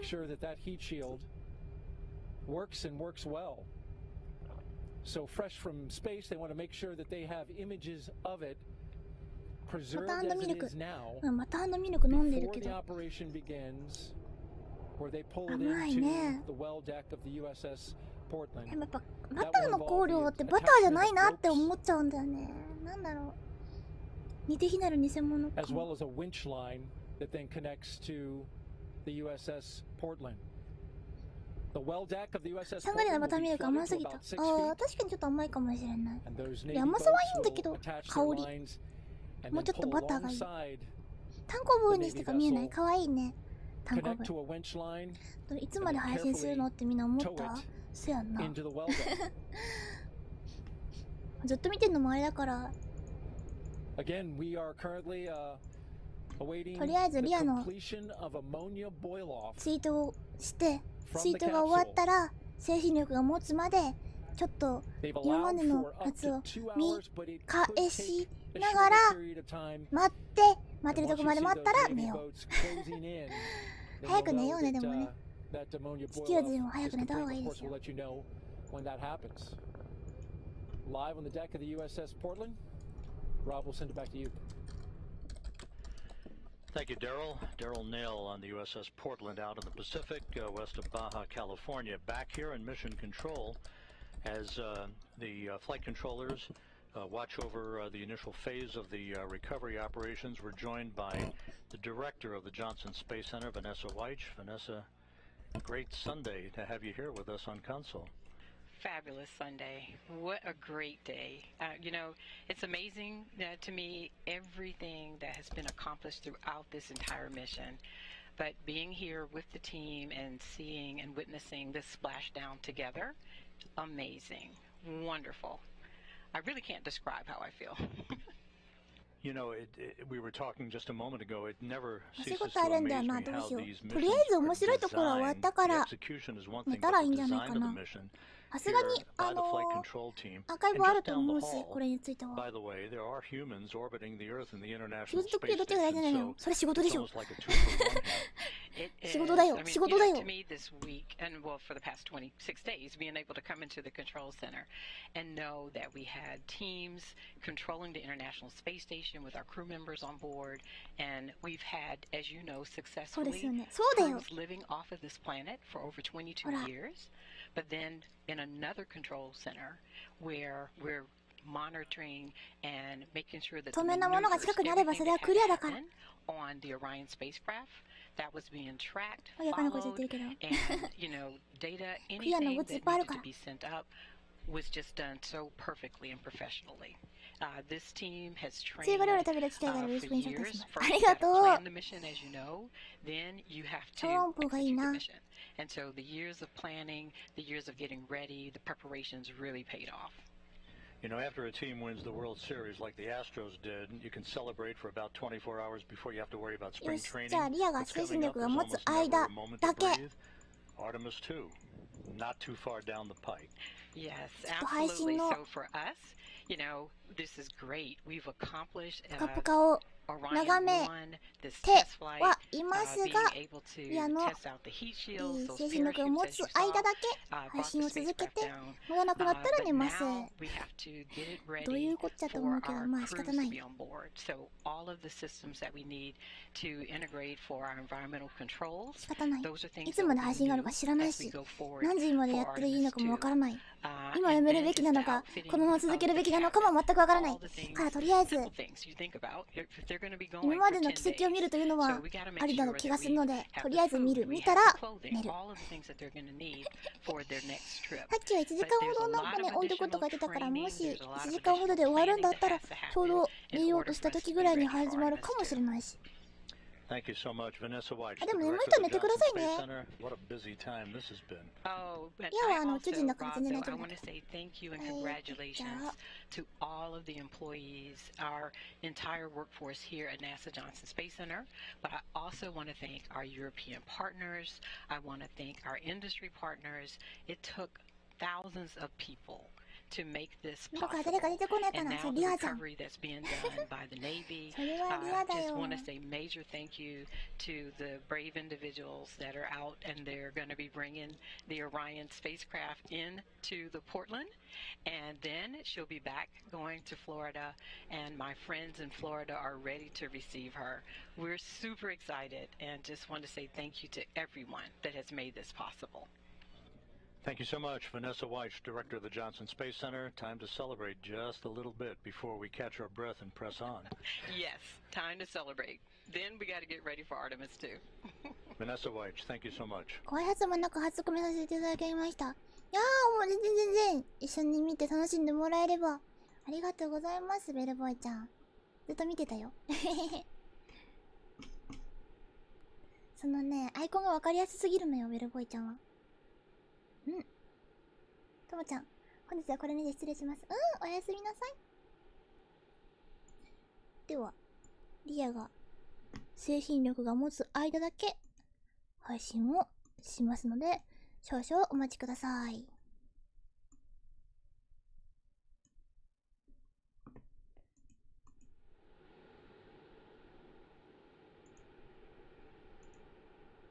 はい。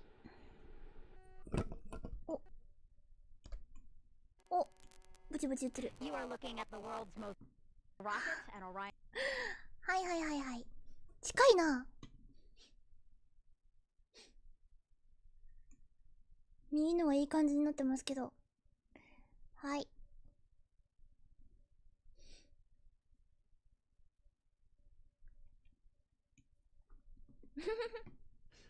Back here in Mission Control, it has now been 46 minutes since the splashdown of the Orion spacecraft to complete its 25-and-a-half-day mission.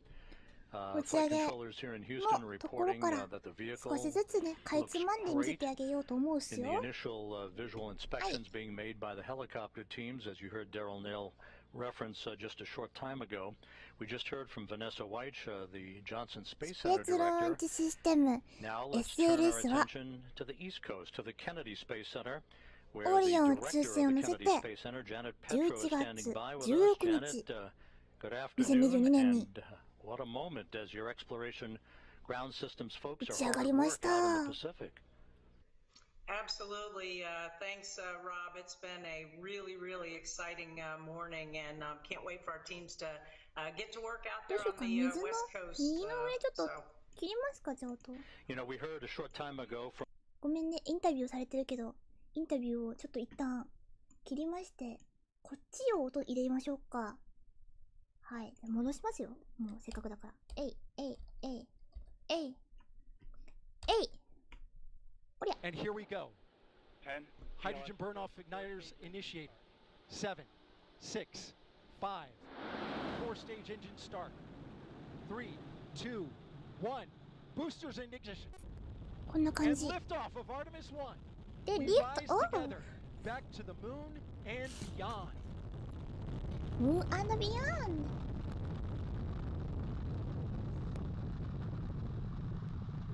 All 4 RS-25 engines on the core stage and 2 solid rocket boosters now propelling the vehicle at 128 miles per hour. すごいっすね。いけいけ。 Good control on the roll from teams in Mission Control Houston. All good calls so far. Now 30 seconds into the flight of 大きいロケットと違ったんですよ。 First milestone will be for the vehicle to pass through max Q in about 1 minute and 9 seconds into launch. This is the greatest period of atmospheric force on the rocket.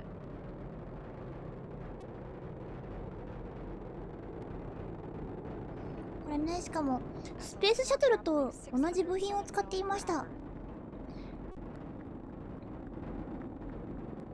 本当に同じ部品、スペースシャトルから剥がしてきた部品を使ってます。一部エンジン、メインエンジンと固体ロケットブースターの側、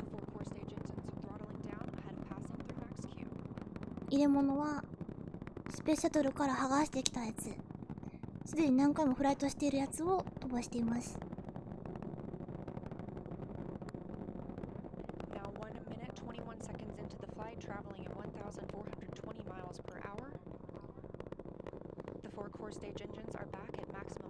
ただね、その何回か使えるエンジンは今回で最後というか回収しないという感じになってましたので、これで海にポイになりました。Again, quiet here in Mission Control Houston as teams continue monitoring the flight of Artemis I. We're now 16 miles downrange from the launch pad at Kennedy Space Center, traveling over 2,800 miles per hour.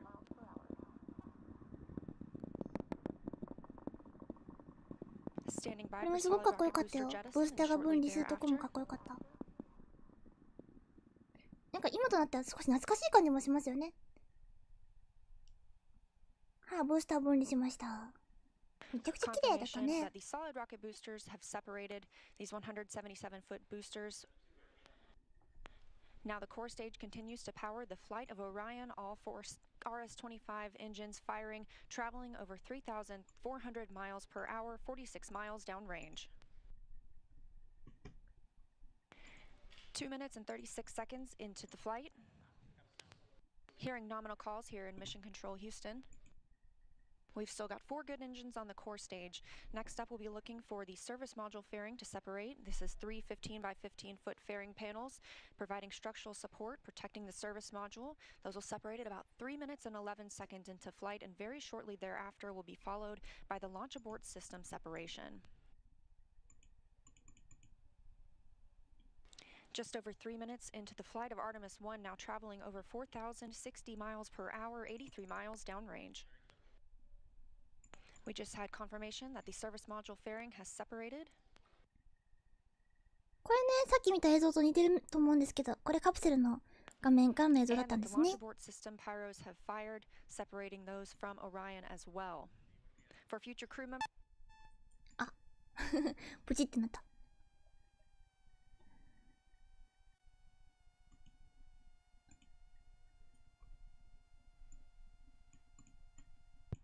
we just heard the call for 3-engine press, meaning if SLS were to lose an engine at this point in the mission, we could still achieve a nominal mission. We would just have an extended main engine cutoff time. However, we still have 4 good engines, all at maximum thrust right now, powering the first flight of Artemis at 5,200 miles per hour, 148 miles downrange.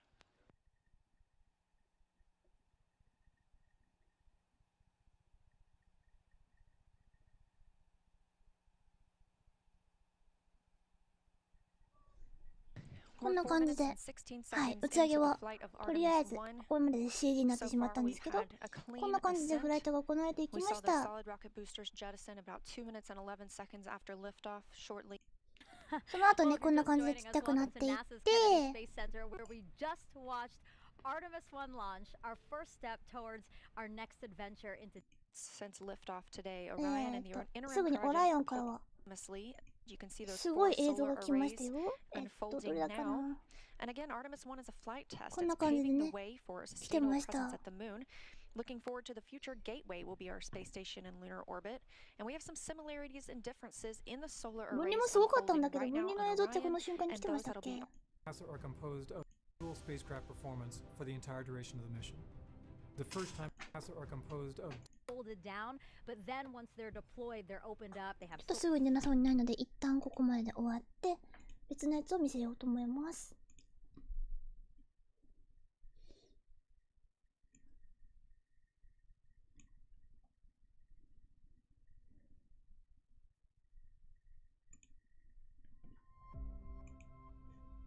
50 years after we last left footprints on the moon. こんな感じですね。別の画角からの映像もありました。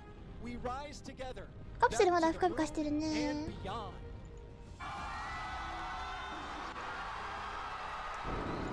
SLS now traveling 607 miles per hour. The harder the climb, the better the view. We showed the Space Coast tonight. What a beautiful view it is. The first step in returning our country to the moon and on to Mars.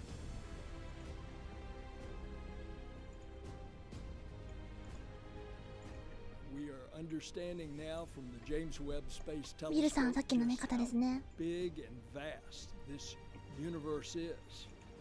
There's a lot out there to explore. で、分離の時の映像とかもかっこいいのよ、ほら。あ、ごめん、ミルさんごめん。ごめんごめんごめんごめん。はい。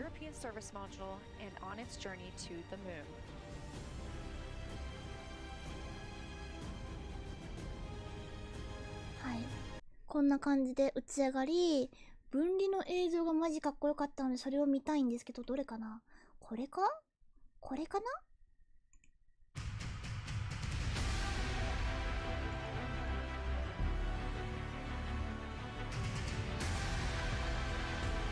これもかっこいいね。やっ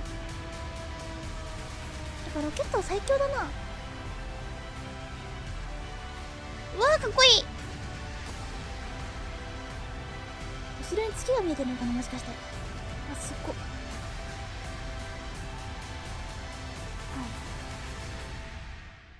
こんなんらしい。かっこいいよね。あとは、これ？違うか。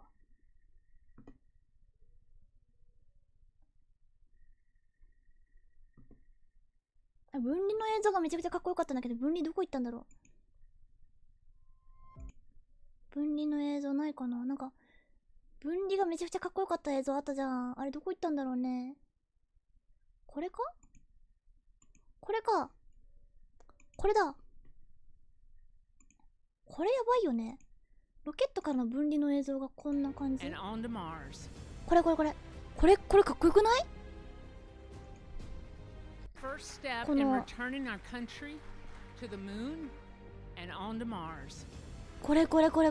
これ今の一瞬のやつなんだけど、すごくねかっこよかったなと思って出しました。これすごいよね。なんかやっぱ第三者目線で見られる感じがしてすごいいいかなと思います。朝も振り返りパラシュート再生か。あ、これもう配信しない方がいいかもしれないね。寝た方がいいかもしれませんね。とりあえずじゃあもう少しだけ今打ち上げしかやってないんで、この後もうちょっとやっていきましょう。次が月に行って寝るかもう月に行きます。その後ですね、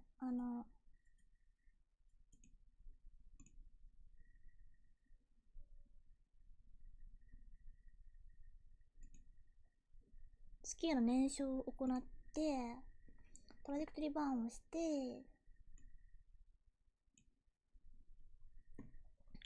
これとかかな。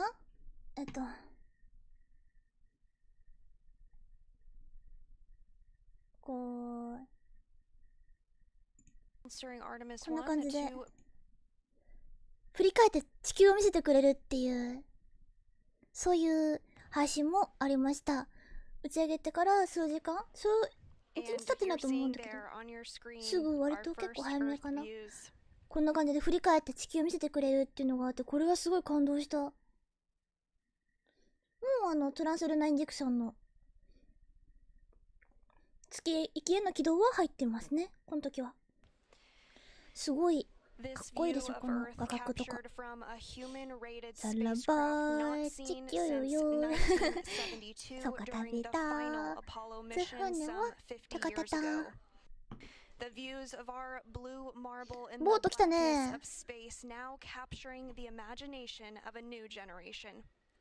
ボート来たね。回収すんのかな。あ、なんかインタビューになってる。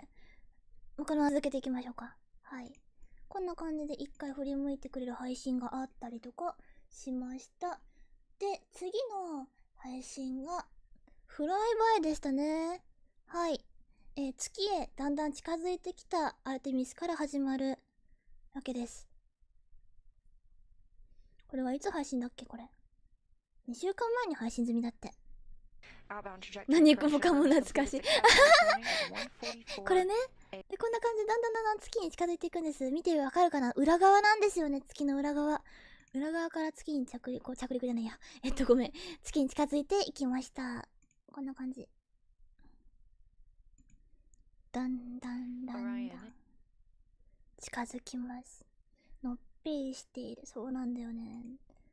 白です。真っ白系。 Head of today's burn will be a すごい形してる。 no-go poll where flight director カメラの Rick Woodrow will レン poll ズの the 歪み team が入っ here てるみ in たいです mission ね。 2 minutes こん and な感 30 じで。seconds, but the burn can be すごいな、こういう映像も見られましたよ。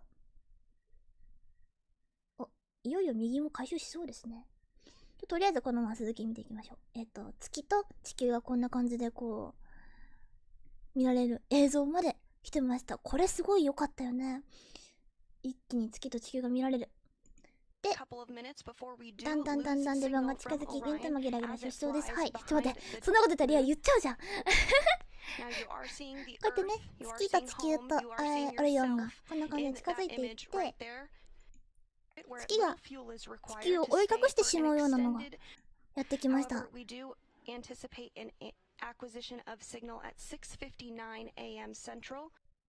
こんな感じで追い隠していきます。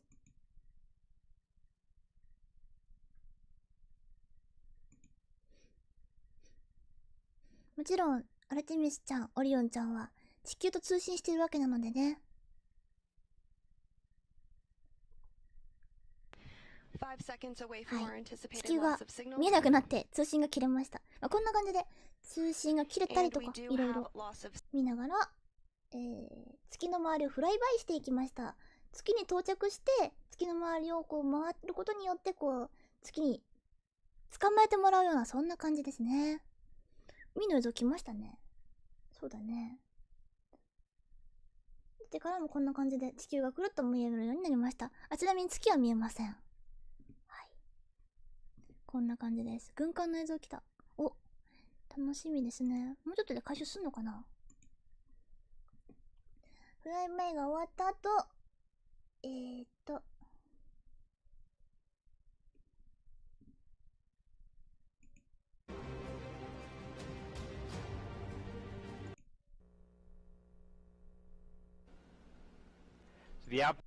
ごめんね。こんな感じの軌道をとっていたんですけど、ここね、ここからフライトして、で、青の軌道でここに入って、フライバイをしてってところまで今やってて、今度はここの軌道に入るための燃焼をした時の動画。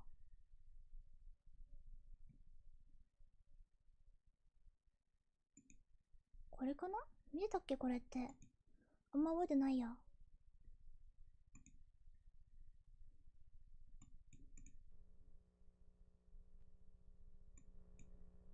And with 1 minute left to go until the burn, it looks like we do have our live views back. 30 seconds. 見えないけど、これかな？燃焼一瞬したようなのが見えたりとかしましたね。切れた。はい、こんな感じでけなげに頑張っているオリオンちゃんも見守ってきましたね。この1ヶ月。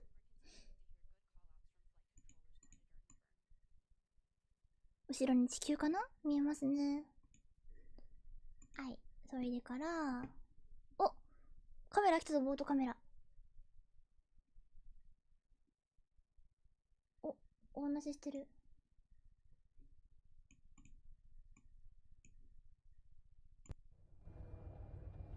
Thanks, Rob, and Captain John Ryan here. Thanks for making the time to come and join us from off the bridge. Absolutely. なんかインタビューしてんね。So far, this has been pretty amazing in terms of the completion of the mission. From your vantage point, how did you see it, and what are you seeing now? ごめんね、続きいきましょう。何言ってるかなって気になったけど、配信を全部訳せる余裕がないかもしれない。訳せる余裕というか、英語が分かる人は NASA の方見てみてください。艦長さんですね、多分ね。そう。船長さんかな？艦長さんか。ありがとうございます。次がどれだ？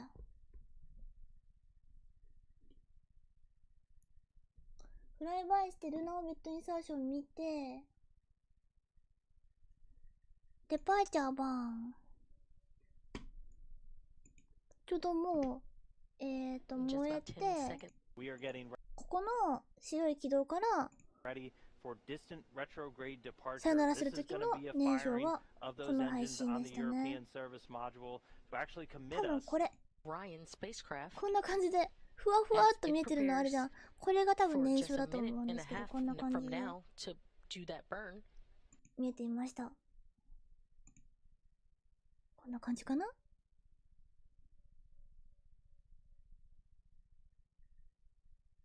But we'll be covering the RPF, or the Return Power Fly-by-Burn, live on air on Monday, December 5th. Again, that will be aired at 8:30 a.m. Central Time. はい。で、くるっと回って帰ってきて、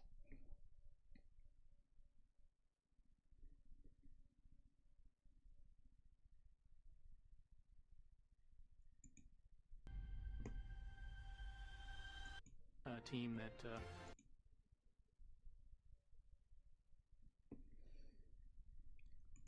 はい。で、また月に近づきます。月に近づいて、月の表面に近づいてフライバイを行います。こんな感じで。In anticipation of a splashdown. そしてフライバイを行うためにどんどん近づいていって、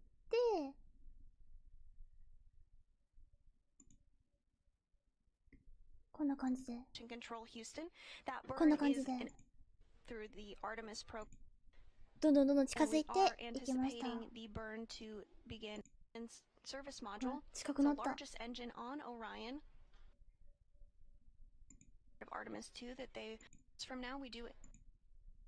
こんなによく見えるかな、この左下ところとか。こんな感じで。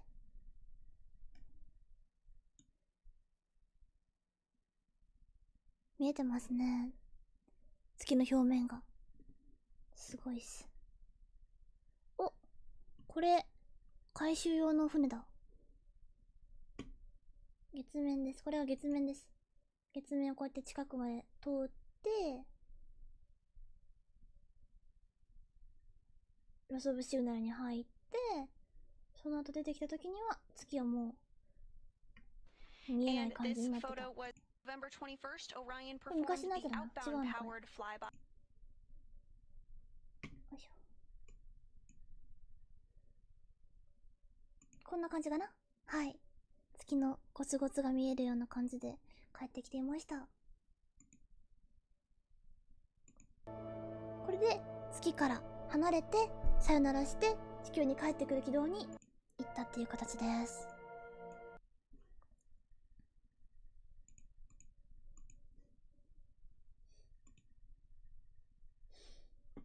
で、そこから次が今回の打ち上げの配信ですね。For Orion, launch from the Kennedy Space Center occurred on November 16th. こんな感じで地球にだんだん近づいてきまして、先ほど分離をして、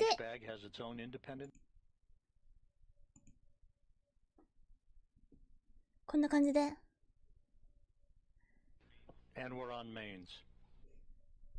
パラシュートを開き帰ってきました。Reefing in progress.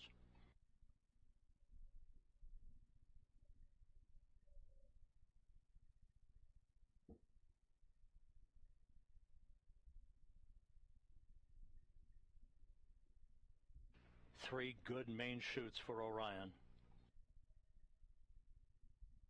はい、こんな感じでふわふわとお帰りなさいましたね。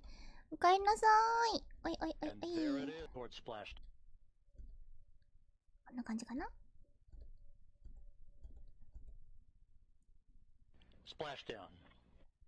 い。で、今に至るという感じです。パ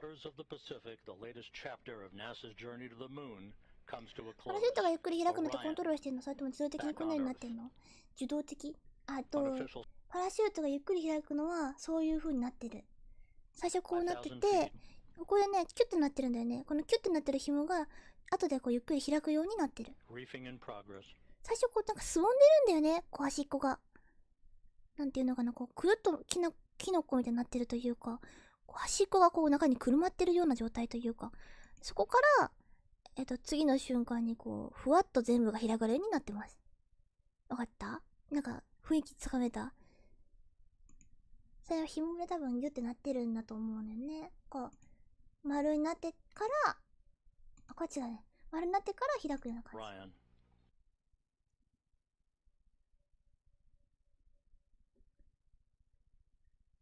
かっこいいですね。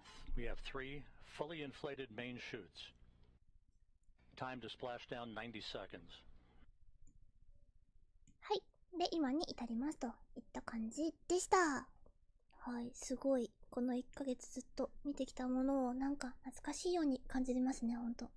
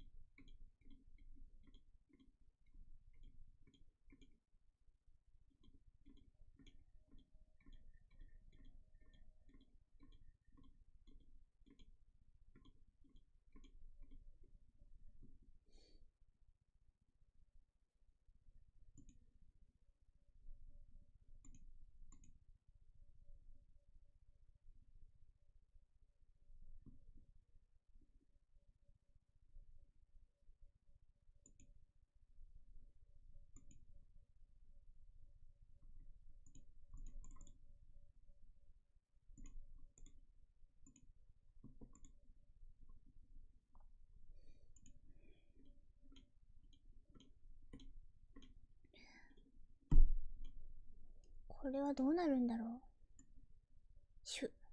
紐か何かで開き方を調節してるのかと思ったかな。なるほど、ありがとうございます。うんうん。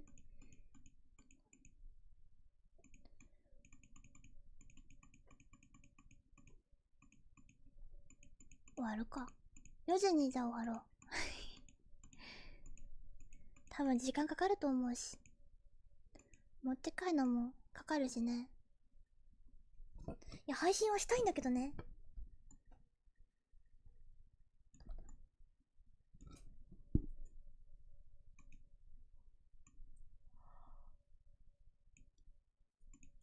いっぱい。終了了解。終わる。いや、見ててもいいんだけどさ、これをこう、もし埋めるようなあれがあるんだったら、なんか、後からまた見てもいいかもしれないし。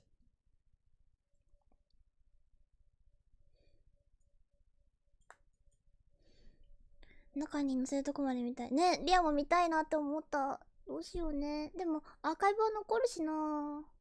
という気持ち。120人ね、深しっこの人が心配。大丈夫。大丈夫、大丈夫。こんなすごいのが見られたらみんなは、きっと夜しか眠れない素敵な日を過ごすだろう。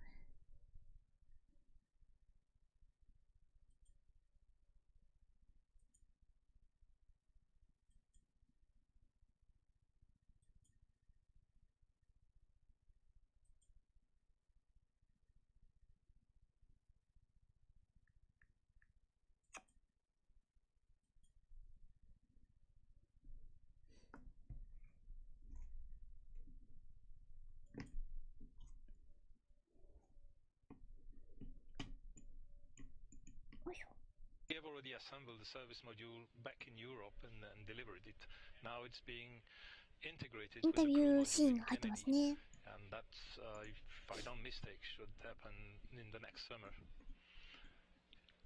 Philippe, the work that the service module did, obviously invaluable. You can't conduct this mission without the work of the European service module. What kind of process was involved in getting to the point where the design of this mission, the requirements that the service module was asked to perform, and then ultimately conducted over the last 4 weeks? How did this evolution of this mission unfold for you and your team? Well, this is a story that started quite a long time ago, in 2011, when there was a decision that the crew module would be built by Europe. So there's been a long process into setting up the requirements, proposing a design, discussing the design, also involving NASA, and agreeing on what should be the final design, take up the challenges which are associated with the design, eventually build the hardware, integrate it, and then preparing for the mission. So this has been a long way and a lot of work by the European Space Agency and the European industry. And you know, down the hall where the International Space Station is controlled out of ESA. 突然のプラズマが見えたのが今日のハイライトでした。おお。タイミングにもよるかもね。見られてよかったよね、あのオレンジのやつ。回収しなさそうだから見てみる？もう一回。プラズマのとこ。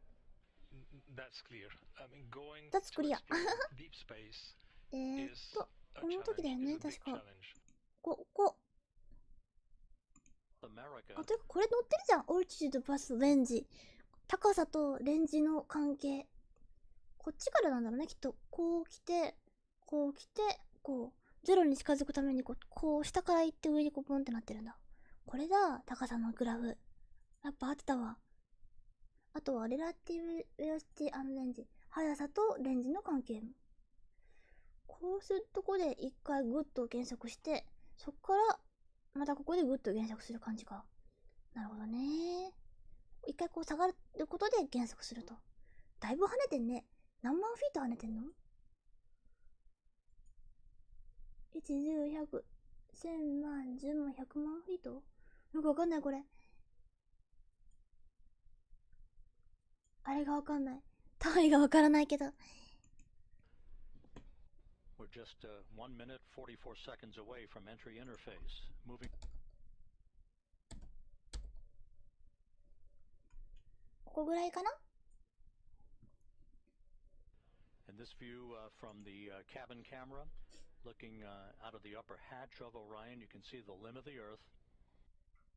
We're going to be losing all of the data here shortly once we enter into the Earth's atmosphere and begin the first of the 2 blackout periods.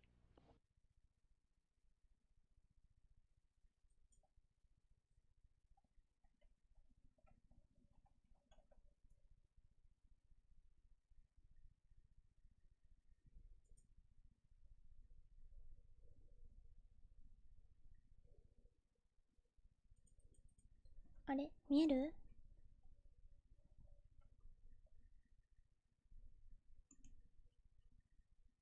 ？Standing by for entry interface and the first of the 2 blackout periods.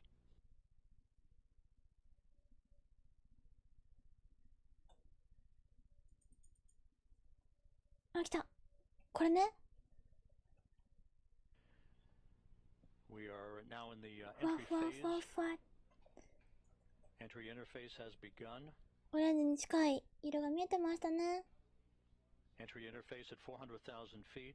Orion traveling just under 25,000 miles an hour. からの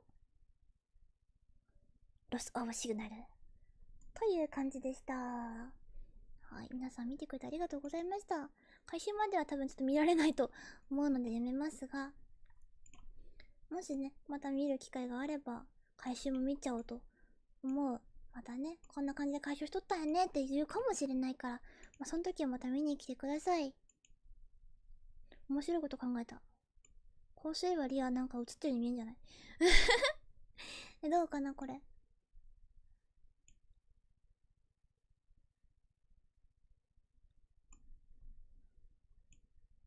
こうなんかこう後ろの反射に見えるんじゃないリア。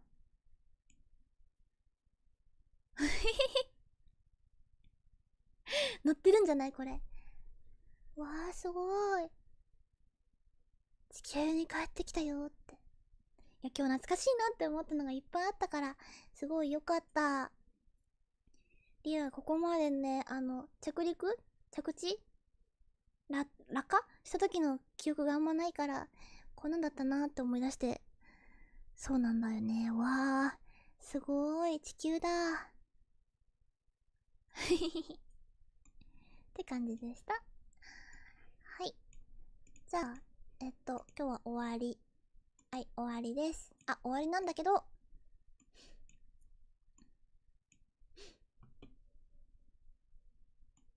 宇宙服の展示に顔近づけて自分が着てるようにふりするあれかな。似てるね。ムッタじゃん。終わりなんだけど、この瞬間とかと一緒に撮ろうかなと思います。よし。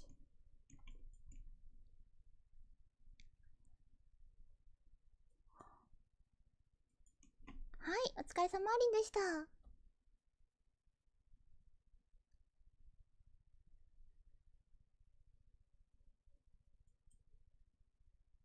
このね、一緒に撮った写真とかリアライブでツイートしてもらっていいからね。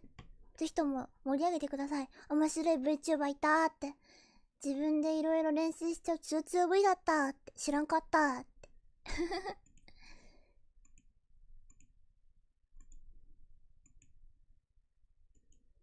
お疲れ様あり。ありがとうございました。ちなみに最新画像だとまだインタビューですね。はい。じゃあ、リアもこんな感じで。いいかな、これで。あ、こうする？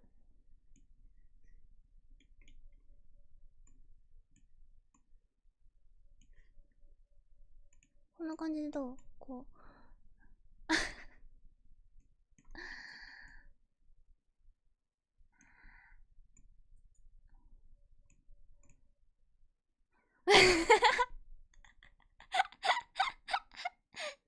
どうですか？ダメですか？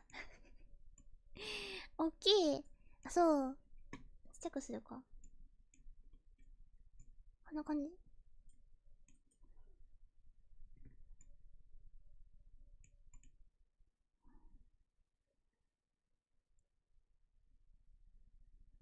バイバイ今日はありがとうございました。映像もっと集めてよ。海坊主さ、海坊主じゃないもん。海クリアだもん。海クリアだもん。バイバイ。I have real can swim. I can swim. 大丈夫。バタフライもいける。背泳ぎもできる。平泳ぎもいけるっす。クロールもいける。Thanks for the stream, おつりや。ありがとう、おつりや。お疲れ様にありがとうございました。お風呂。あ。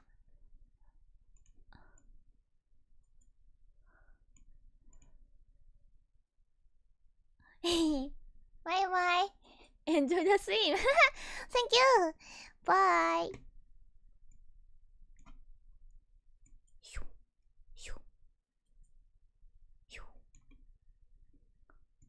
シュシュシュシュシュシュシュシュシュバーンシュバーンシュシュシュトンシュシュバーンポカポカポカポカポカポカポカポカポカポカポカポカポカポカポカシュシュシュ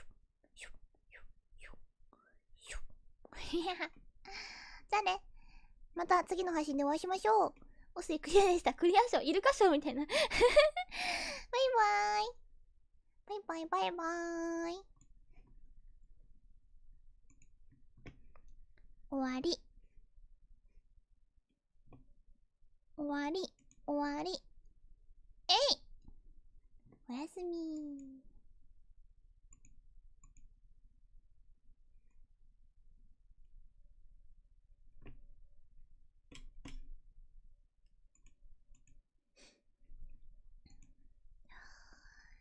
BGM 来い来い来い来い。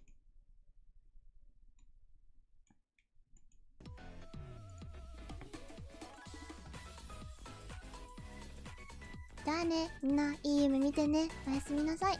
明日も早い人いると思うから無理しないでね。バイバーイ。